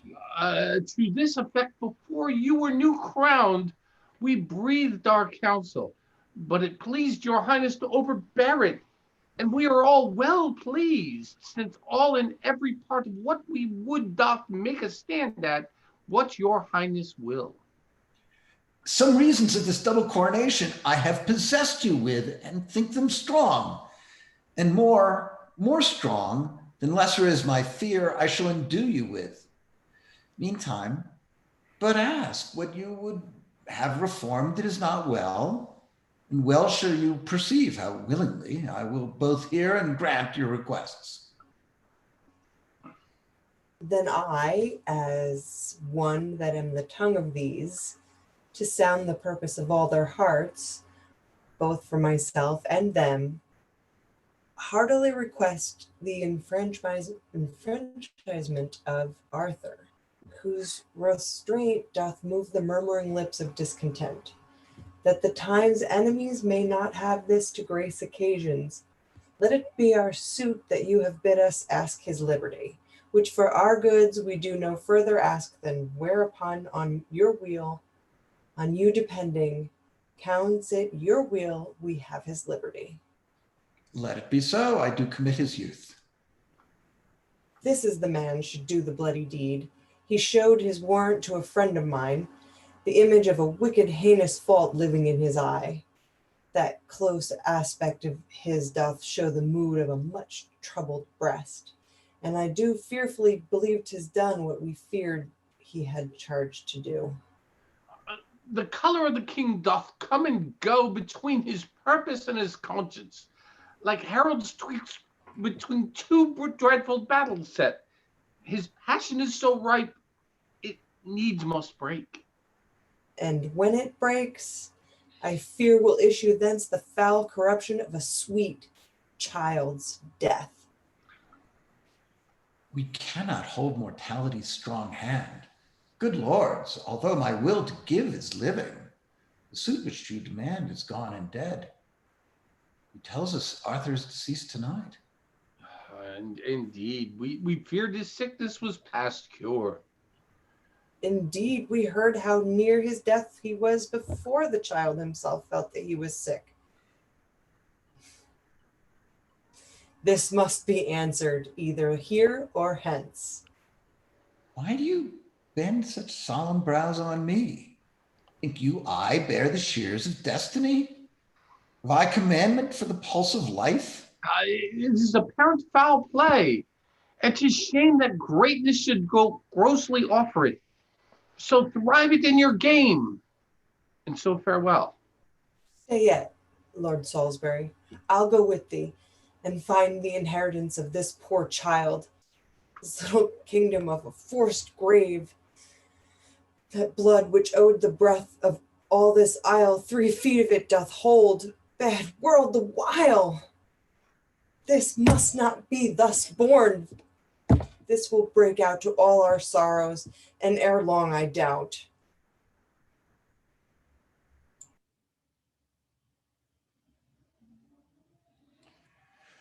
They burn in indignation. I repent. There is no sure foundation set on blood, no certain life achieved by others' death. A fearful eye thou hast. A fearful eye thou hast. Where is that blood that I have seen inhabit those cheeks? So foul a sky clears not without a storm. Pour down thy weather. How goes all in France? From France to England, never such a power for any foreign preparation was levied in the body of a land. The copy of your speed is learned by them. For when you should be told they do prepare, the tidings come that they are all arrived. Oh, where hath our intelligence been drunk? Where hath it slept? Where's my mother's care that such an army could be drawn in France and she not hear of it? My liege, her ear is stopped with dust. The 1st of April died your noble mother, and as I hear, my lord, the Lady Constance in a frenzy died 3 days before. But this from rumor's tongue I idly heard. If true or false, I know not. Oh, withhold thy speech, dreadful occasion. Oh, make a league with me, till I have pleased my discontented peers. What? Mother dead? How wildly then mocks my estate in France? Under whose conduct came those powers of France that thou for truth givest out are landed here? Under the Dauphin. Has made me giddy with these ill tidings. Now, what says the world to your proceedings? Do not seek to stuff my head with more ill news, for it is full. But if you be afeard to hear the worst, then let the worst unheard fall on your bead. Bear with me, cousin, for I was amazed under the tide. But now I breathe again, aloft the flood, and can give audience to any tongue. Speak it of what it will. How I have sped among the clergymen, the sums I have collected shall express. But as I traveled hither through the land, I find the people strangely fantasied, possessed with rumors, full of idle dreams, not knowing what they fear, but full of fear that ere the next Ascension Day at noon, your Highness should deliver up your crown. Oh, my gentle cousin, here's the news abroad who are arrived? The French, my lord. Men's mouths are full of it. Besides, I met Lord Pembroke and Lord Salisbury, with eyes as red as new enkindled fire, and others more, going to seek the grave of Arthur, who they say is killed tonight on your suggestion. Gentle kinsman, go, and thrust thyself into their companies. I have a way to win their loves again. Bring them before me. I will seek them out. Nay, but make haste. The better foot before. Be Mercury, set feathers to thy heels, and fly like thought from them to me again. The spirit of the time shall teach me speed. Spoke like a spriteful noble gentleman. Go after him, for he perhaps shall need some messenger between me and the peers, and thou be he. With all my heart, my liege. My mother, Dad. My lord, they say 5 moons were seen tonight, 4 fixed, and the 5th did whirl about the other 4 in wondrous motion. Oh, 5 moons? Old men and beldams in the streets do prophecy upon it dangerously. Young Arthur's death is common in their mouths, and when we talk of him, they shake their heads and whisper one another in the ear. I saw a smith stand with his hammer. Thus the whilst his iron did on the anvil cool, with open mouth, swallowing a tailor's news, who, with his shears and measure in his hand, standing on slippers which his nimble haste and falsely thrust upon contrary feet, told of a many thousand warlike French that were embattled and ranked in Kent. Another lean unwashed officer cuts off his tail and talks of Arthur's death. Why seekst thou to obsess me with these fears? Why urgest thou so oft young Arthur's death? Thy hand hath murdered him. I had mighty cause to wish him dead, but thou had nuts to kill him. No head, my lord. Why did you not provoke me? It is the curse of kings to be attended by slaves that take their humors for a warrant to break within the bloody house of life, and on the winking of authority to understand a law, to know the meaning of dangerous majesty, when perchance it frowns more upon humor than advised respect. Here is your hand and seal for what I did. Oh, when the last account twixt heaven and earth is to be made, each other's hand and seal, witness against us to damnation. How oft the sight of means to do ill deeds makes deeds ill done. Hadst thou not been by, a fellow by the hand of nature marked, quoted and signed to do a deal of shame, this murder had not come to my mind. But taking note of thy abhorred aspect, finding thee fit for bloody villainy, apt, liable to be employed in danger, I faintly broke with thee of Arthur's death. And thou, to be endeared to a king, made it no conscience to destroy a prince. My lord. Hadst thou but shook thy head or made a pause when I spake darkly what I purposed, deep shame had struck me dumb, made me break off, and those thy fears might have wrought fears from me. But thou didst understand me by my signs, and didst in signs again parley with sin. Out of my sight, and never see me more. My nobles leave me, and my state is braved, even at my gates with ranks of foreign powers. Nay, in the body of this fleshly land, this kingdom, this confine of blood and breath, hostility and civil tumult reigns between my conscience and my cousin's death. Arm you against your other enemies. I'll make a peace between your soul and you. Young Arthur is alive. This hand of mine is yet a maiden and an innocent hand, not painted with the crimson spots of blood. Within this bosom never entered yet the dreadful motion of a murderous thought. And you have slandered nature in my form, which, howsoever rude exteriorly, is yet to cover of a fairer mind than to be butcher of an innocent child. Doth Arthur live? Oh, haste thee to the peers. Throw this report on their insensate rage. Make them tame to their obedience. Oh, forgive the comment that my passion made upon thy feature, for my rage was blind, and foul imaginary eyes of blood presented thee more tedious than thou art. Oh, answer not, but to my closet bring the angry lords with all expedient haste. I conjure thee but slowly. Run more fast. Act 4, Scene 3. The wall is high, and yet I will leap down. Good ground, be pitiful and hurt me not.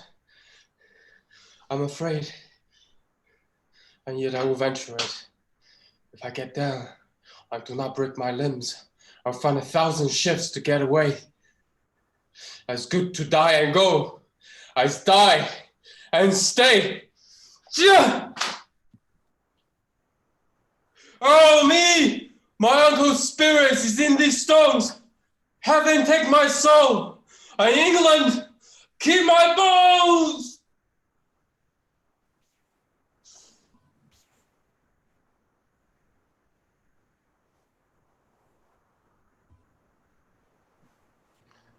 Lords, I will meet him at St. Edmundsbury. It is our safety, and we must embrace this gentle offer of the perilous time. Who brought that letter from the cardinal? The Count Mellium, a noble lord of France, whose private with me of the Dauphin's love is much more general than these lines import. Tomorrow morning, let us meet him then. Or rather than set forward, for 'twill be 2 long days' journey or ere we meet. Once more today, well met, distempered lords. The king by me requests your presence straight. The king hath dispossessed himself of us. We will not line his thin bestained cloak with our pure honors, nor attend the foot that leaves the pint of blood where it's walked. Return and tell him so. We know the worst. Whate'er you think. Good words, I think, were best. Our griefs and not our manners reason now. But there is little reason in your grief. Therefore 'twere reason you had manners now. Sir, impatience hath its privilege. 'Tis true. To hurt his master, no man else. This is the prison. What is he lies here? Oh, death, made proud with pure and princely beauty! The earth had not a hole to hide this deed.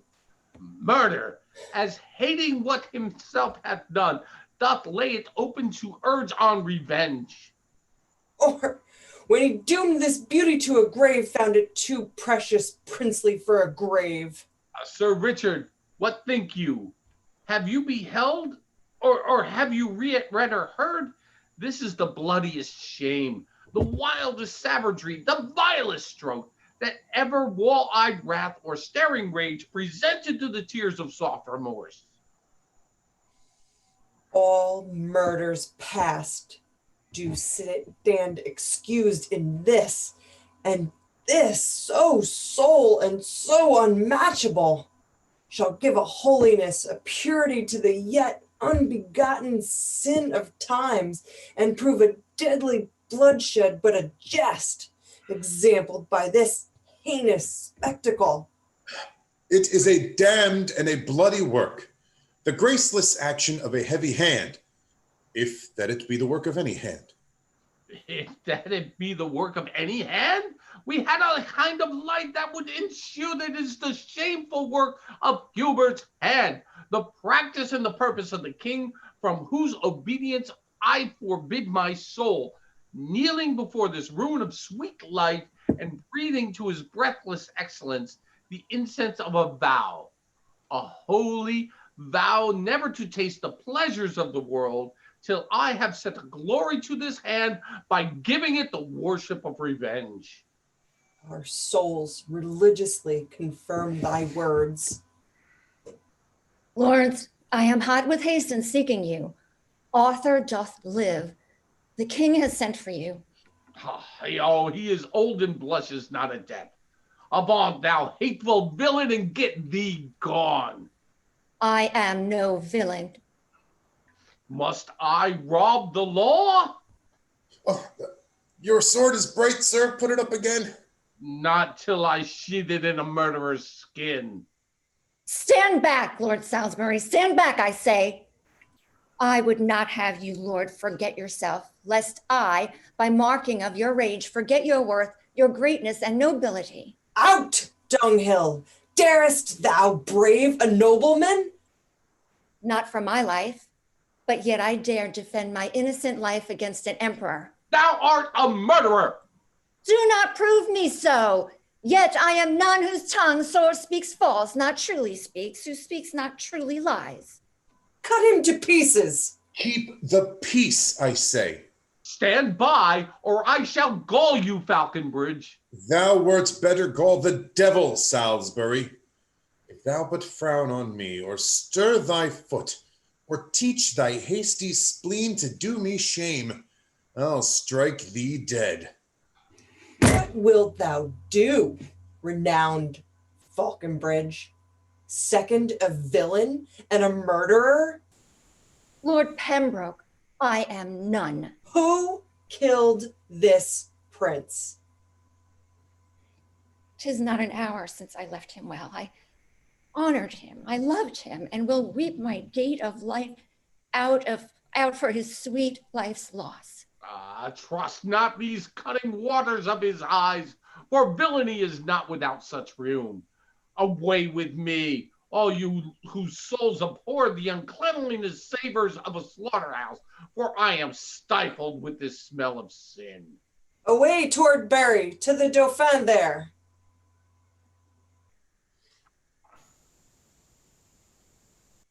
Here's a good world. Knew you of this fair work? Beyond the infinite and boundless reach of mercy, if thou didst this deed of death, art thou damned, Hubert. Do but hear me, sir. Ha! I'll tell thee what. Thou'rt damned as black. Nay, nothing is so black. Thou art more deep damned than Prince Lucifer. There is not yet so ugly a fiend of hell as thou shalt be, if thou didst kill this child. If I in fact consent or sin of thought be guilty of stealing that sweet breath which was imbounded in his beauteous clay, let hell want pains enough to torture me. I left him well. Go, bear him in thine arms. The life, the right and truth of all this realm is fled to heaven. And England now is left to tug and scamble and to part by the teeth the unowed interest of proud swelling state. Now happy he whose cloak and cincture can hold out this tempest. Bear away that child and follow me with speed. I'll to the king. 1,000 businesses are brief in hand, and heaven itself doth frown upon the land. Act 5, Scene 1.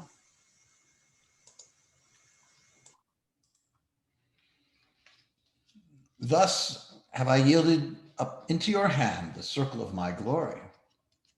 Take again from this my hand as holding of the Pope your sovereign greatness and authority.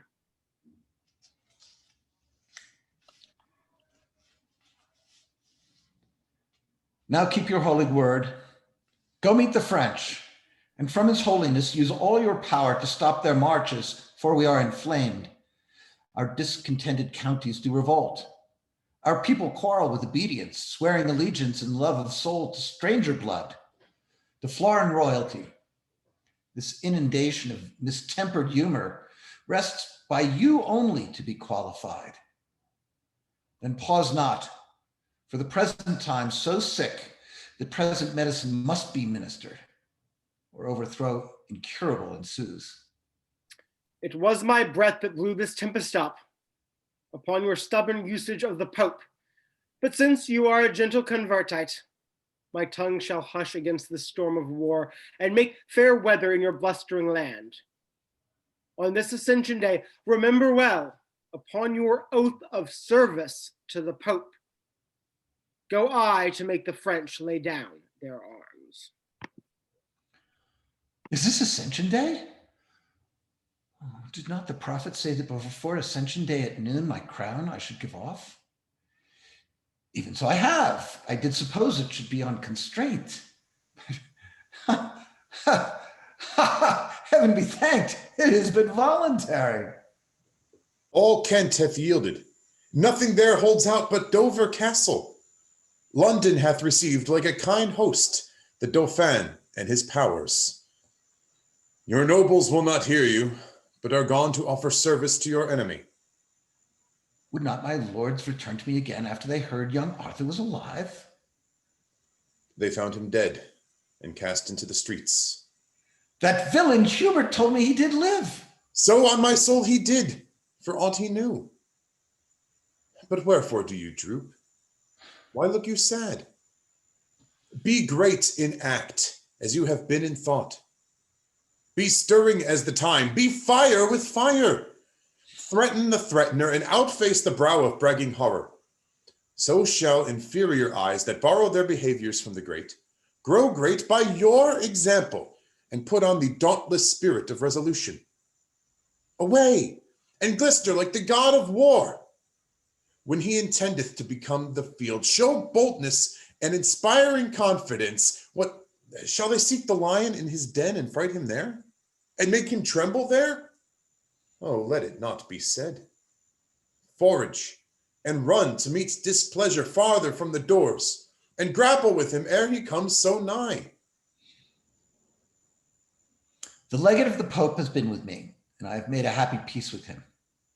And he hath promised to dismiss the powers led by the Dauphin. Oh, inglorious league!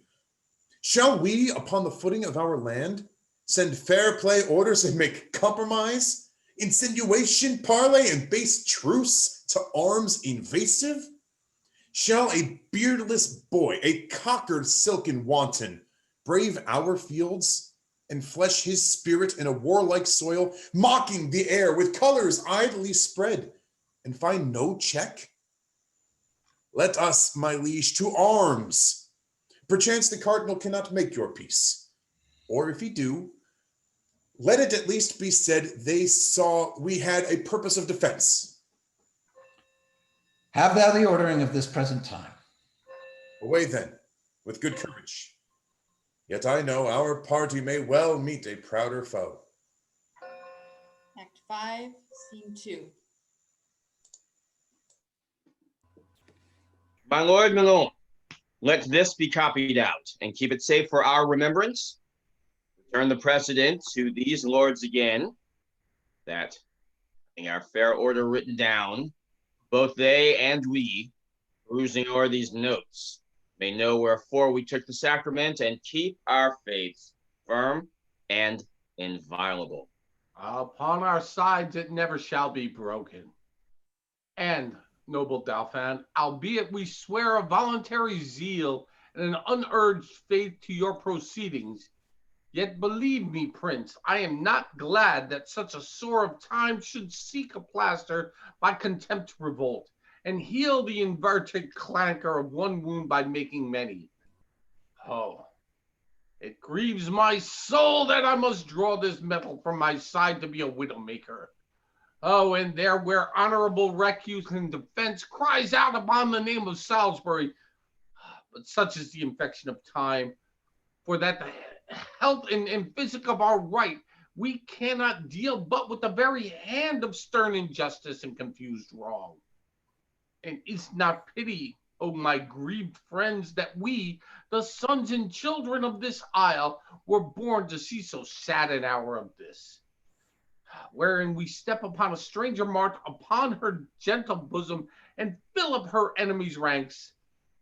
I must withdraw and weep upon the spot of this enforced cause, to grace the gentry of a land remote, and followed unacquainted colors here. What here, O nation, that thou couldst remove, that Neptune's armed, who clipped thee a boot, would bear thee from the knowledge of thyself and grapple thee upon a pagan shore, where these two Christian armies might combine the blood of malice in a vein of league, and not to spend it so unneighborably.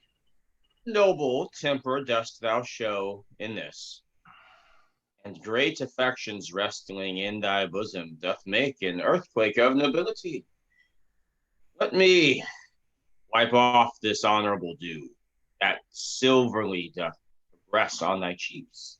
Lift up thy brow, renowned Salisbury, and with a great heart heave away the storm. Commend these waters to those baby eyes that never saw the giant world enraged. Come, come, for thou shalt thrust thy hand as deep into the purse of rich prosperity as Louis himself. So noble show you all, that knit your sinews to the strength of mine. And even there, methinks, look where the holy legate comes apace to give us warrant from the hand of heaven. On our actions sets the name of right with holy breath. Hail, noble Prince of France. The next is this. King John hath reconciled himself to Rome. His spirit is come in that so stood out against the Holy Church, the great metropolis and see of Rome. Therefore, thy threatening colors now wind up, and tame the savage spirit of wild war. Take that lion fostered up at hand. It may lie gently at the foot of peace, and be no further harmful than in show. Your grace shall pardon me, I will not back. I am too high born to be propertied, to be a secondary at control, or useful serving man and instrument to any sovereign state throughout the world. Your breath first kindled the dead coal of wars between this chastised kingdom and myself, and brought in matter that should feed this fire. Now 'tis far too huge to be blown out with that same weak wind which kindled it. You taught me how to know the face of right, acquainted me with interest to this land. Hey, thrust this enterprise into my heart. And come ye now to tell me John hath made his peace with Rome? What is that peace to me? I, by the honor of my marriage bed, after young Arthur, claimed this land for mine, and now it is half conquered. As that John hath made his peace with Rome, have I not here the best cards for the game? to win this easy match played for a crown? Shall I now give o'er the yielded set? No, no. On my soul it never shall be said. You look but on the outside of this work. Outside or inside, I will not return till my attempt so much be glorified as to my ample hope was promised, before I drew this gallant head of war and called these fiery spirits from the world to outlook conquest and to win renown even in the jaws of danger and of death. Or what lusty trumpet dost that summon us? According to the fair play of the world, let me have audience. I am sent to speak. My holy lord of Milan, from the king I come to learn how you have dealt for him. And as you answer, I do know the scope and warrant limited unto my tongue. The Dauphin is too willful opposite, and will not temporize with my entreaties. He flatly says he'll not lay down his arms. By all the blood that ever fury breathed, the youth says well. Now hear our English king, for thus his royalty doth speak in me. This apish and unmannerly approach the king doth smile at, and is well prepared to whip this dwarfish war, these pygmy arms, from out the circle of his territories. That hand which had the strength, even at your door, to cudgel you and make you take the hatch, to dive like buckets in concealed wells, to hug with swine, to seek sweet safety out in vaults and prisons, and to thrill and shake even at the crying of your nation's crow, thinking his voice an armed Englishman.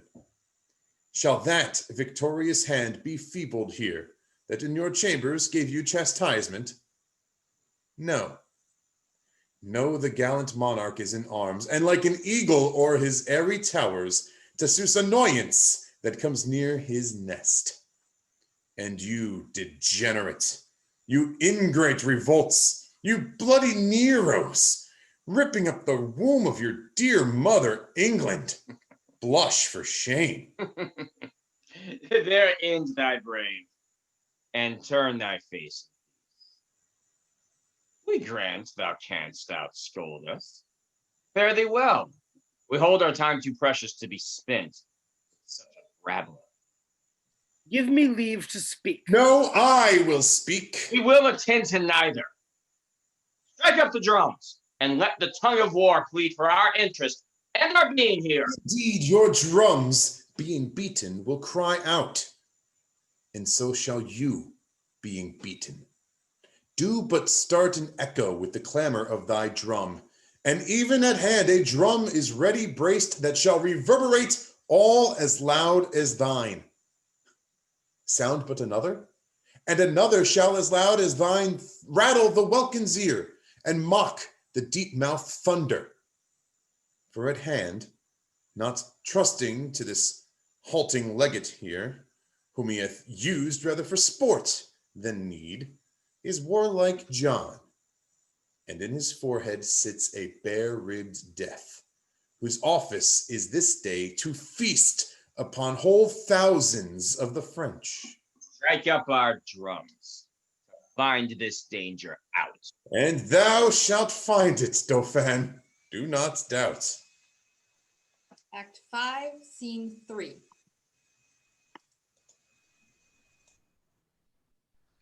How goes the day with us? Oh, tell me, Hubert. Badly, I fear. How fares your majesty? This fever that hath troubled me so long lies heavy on me. Oh, my heart is sick. My lord, your valiant kinsman Falconbridge desires your majesty to leave the field and send him word by me which way you go. Tell him towards Swinstead, to the abbey there. Be of good comfort, for the great supply that was expected by the Dauphin here are wrecked three nights ago on Goodwin Sands. This news was brought to Richard, but even now, the French fight coldly and retire themselves.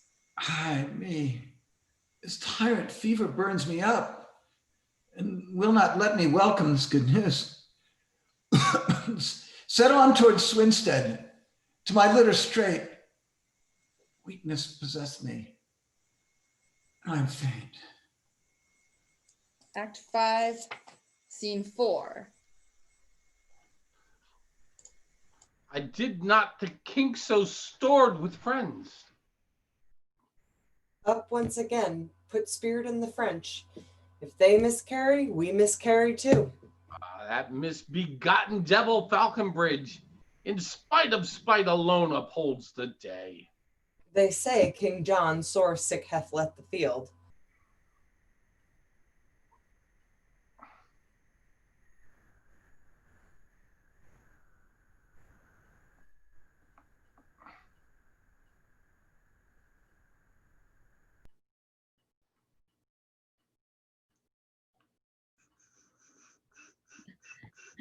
Lead me to the revolt of England here. When we were happy, we had other names. It is the Count Maloon. Wounded to death. Fly, noble English, you are bought and sold. Undread the rude eye of rebellion, and welcome home again discarded faith. Seek out King John and fall before his feet. For if the French be lords of this loud day, he means to recompense the pain you take by cutting off your heads. Thus hath he sworn, and I with him, and many more with me, upon the altar at St. Edmundsbury, and even on that altar where we swore to you their enmity and everlasting love. May this be possible? May this be true? Have I not hideous death within my view? What in the world should I make me now deceive, since I must lose the use of all deceit? I say again, if Louis do win the day, he is forsworn. If over those eyes of yours, behold another day break in the east. But even this night, your breathing shall expire, paying the fine of rated treachery, and even with the treacherous fine of all your lives. If Louis, by your assistance, win the day, commend me to one Huber with your king, the love of him and this respect besides, for that my grandpapa was an Englishman, awakes my conscience to confess this all, in lieu whereof, I pray you, bear me hence from forth the noise and rumor of the field, where I may think the remnants of my thoughts in peace, and part this body and my soul with contemplation and devout desires. We do believe thee, and beshrew my soul. But I do love the favor and the form of this most fair occasion, by the which we will untread the steps of damned flight, and like a baited and retired flood, leaving our rankness in an regular course, stoop low within those bounds we have overlooked, and cabby run on in obedience even to our ocean, to our great King John. My arm shall give thee help to bear thee hence, for I do see the cruel pangs of death right in thy eyes. Away, my friends, new flight, and happy newness that intends old right. Adieu. Act 5, Scene 5. The sun of heavenly thought was loath to set, but stayed and made the western welcome blush. An English measure backward to their own ground and faint retire. Oh, bravely came we off, left in the field, and almost lords of it. Where is my prince, the Dauphin? Here, what news? The Count Maloon is slain. The English lords, by his persuasion, are again fallen off, and your supply, which you have wished so long, are cast away and sunk on Goodwin Sands. Ah, foul, shrewd news. Beshrew thy very heart. I did not think so sad night as that made me. Who was he that said King John did fly an hour or two before the stumbling night? Are there wary powers? Whoever spoke it, it is true, my lord. Well, keep good quarter and good care tonight. The day shall not be up so soon as I try the fair adventure of tomorrow. Act 5, Scene 6. Who's there? Uh, Oh, speak quickly or I shoot. a friend, what art thou? Of the part of England. Whither dost thou go? What's that to thee? Why may not I demand of thine affairs as well as thou of mine? Hubert, I think. Thou hast a perfect thought. I will upon all hazards well believe thou art my friend, that knowest my tongue so well. Who art thou? Who thou wilt. And if thou please, thou mayst befriend me so much as to think I come one way of the Plantagenets. Unkind remembrance. Thou and eyeless knight have done me shame. Brave soldier, pardon me, that any accent breaking from thy tongue should scape the truth acquaintance of mine ear. Oh, come. Sans compliment, what news abroad? Why, here I walk in the black brow of night to find you out. Brief then, and what's the news? Oh, my sweet sir, news fitting to the night, black, fearful, comfortless, and horrible. Show me the very wound of this ill news. I am no woman, I'll not swoon at it. The king, I fear, is poisoned by a monk. I left him almost speechless and broke out to acquaint you with this evil, that you might the better arm you to the sudden time, that if you had a leisure known of this. How did he take it? Who did taste to him? A monk, I tell you. A resolved villain whose bowels suddenly burst out. The king yet speaks, and peradventure may recover. Who didst thou leave to tend his majesty? Why, no, not you. The lords are all come back and brought Prince Henry in their company, at whose request the king hath pardoned them, and they all are about his majesty. Withhold thine indignation, mighty heaven, and tempt us not to bear above our power. I'll tell thee, Hubert, half my power this night, passing these flats, are taken by the tide. These Lincoln washes have devoured them. Myself, well mounted, hardly have escaped. Away before, conduct me to the king. I doubt he will be dead or ere I come. Act 5, Scene 7. It is too late. The life of all his blood is touched corruptibly. And his pure brain, which some suppose the soul's frail dwelling house, doth by idle commons that it makes foretell the ending of mortality.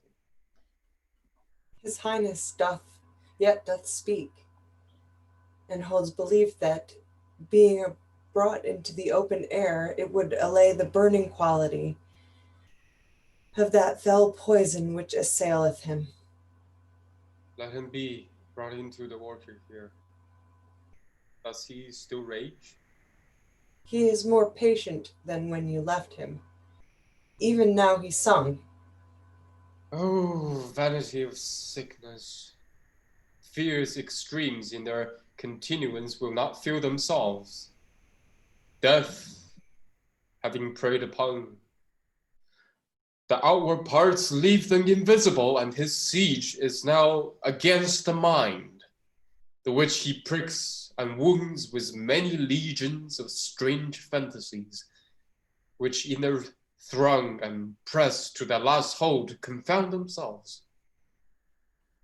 I am the signet to this pale, faint swan who chants a doleful hymn to his own death, and from the organ pipe of frailty sings his soul and body to their lasting rest. Be of good comfort, Prince, for you are born to set a form upon that indigest the which he hath left so shapeless and so rude.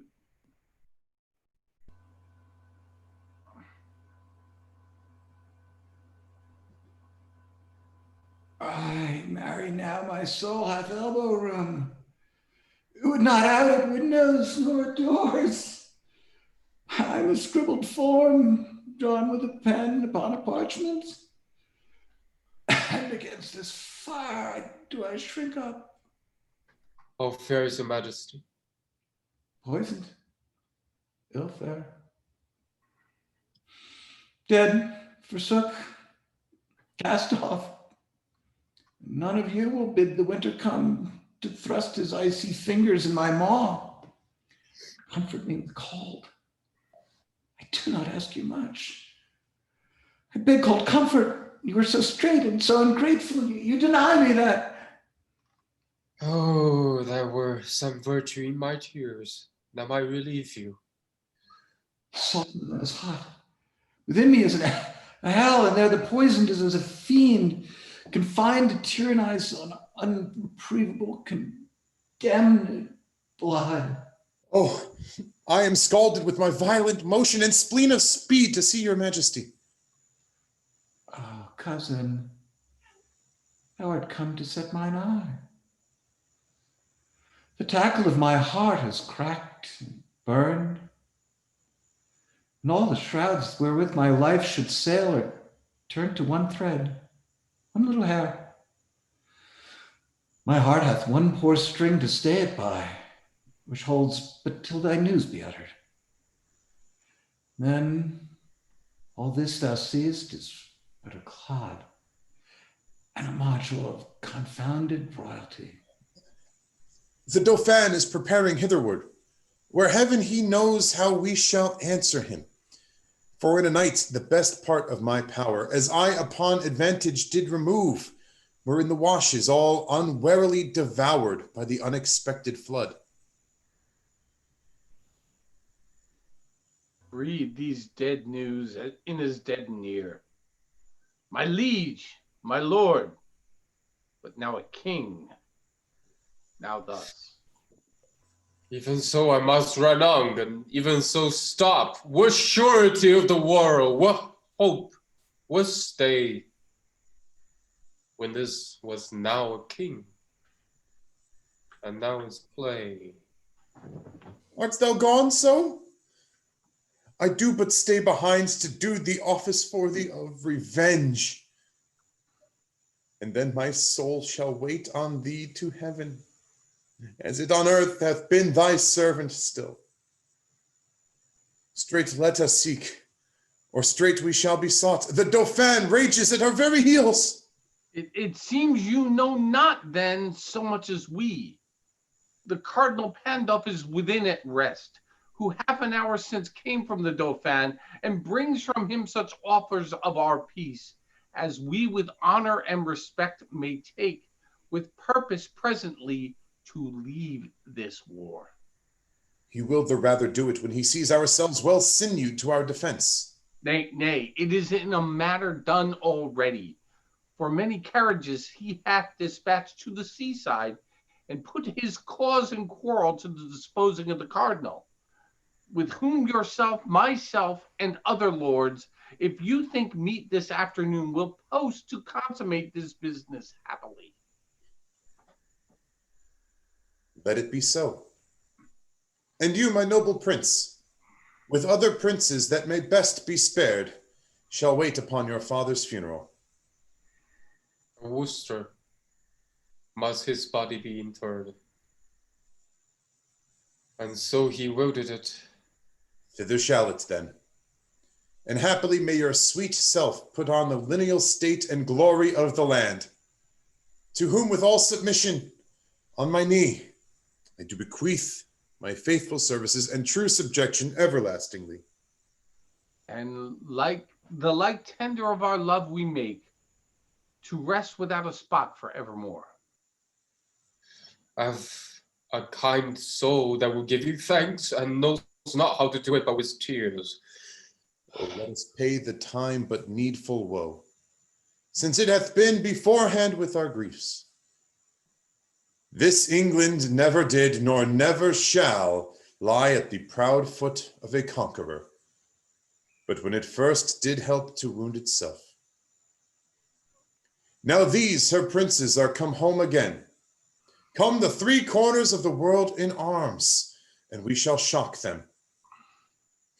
Naught shall make us rue, if England to itself do rest but true.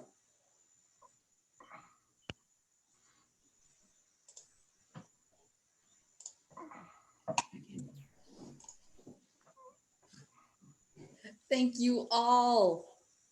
Oh my goodness, what a fantastic show. So as I am speaking, actors, just for your heads up, I have moved us into speaker view. You can all bring your cameras in for the curtain call.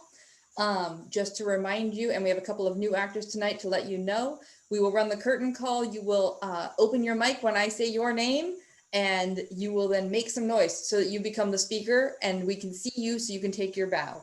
Okay?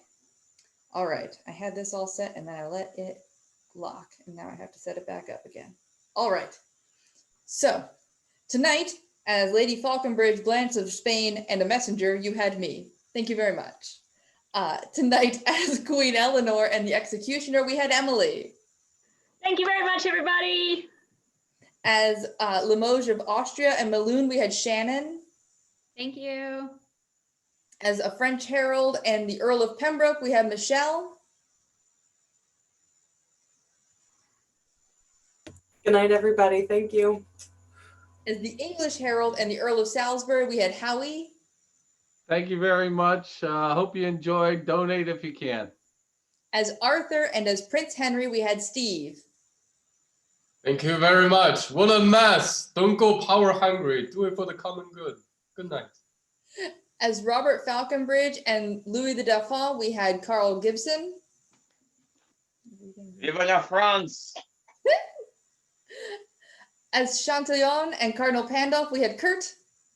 Thank you all so much. Thank you for watching. Donate if you can. As the first citizen and Hubert, we had Deborah. Thank you. Thanks, everybody. It was fun. As King Philip, we had Wendy. Thank you very much. Donate if you can. As Constance, we had Kelly. Thank you, everybody. Please donate. Have a great weekend. As Philip the Bastard, we had Kevin. Thanks for watching, fellow bastards. Good night. And as King John, we had Chris. Thanks very much. Thank you all so much for joining us tonight with Livingroom Shakespeare. A little bit of teasing. We have Love's Labor's Lost next week. And then for Halloween, we are doing Macbeth. We're starting later. We're going to start at 10 o'clock. So do your trick-or-treating if trick-or-treating is allowed in your neighborhood. And then join us at 10 o'clock for some witches and ghosts and spooky stuff. And then we will be taking a break. So please join us for our last two shows before we wrap up this season. And join us in the future when we come back.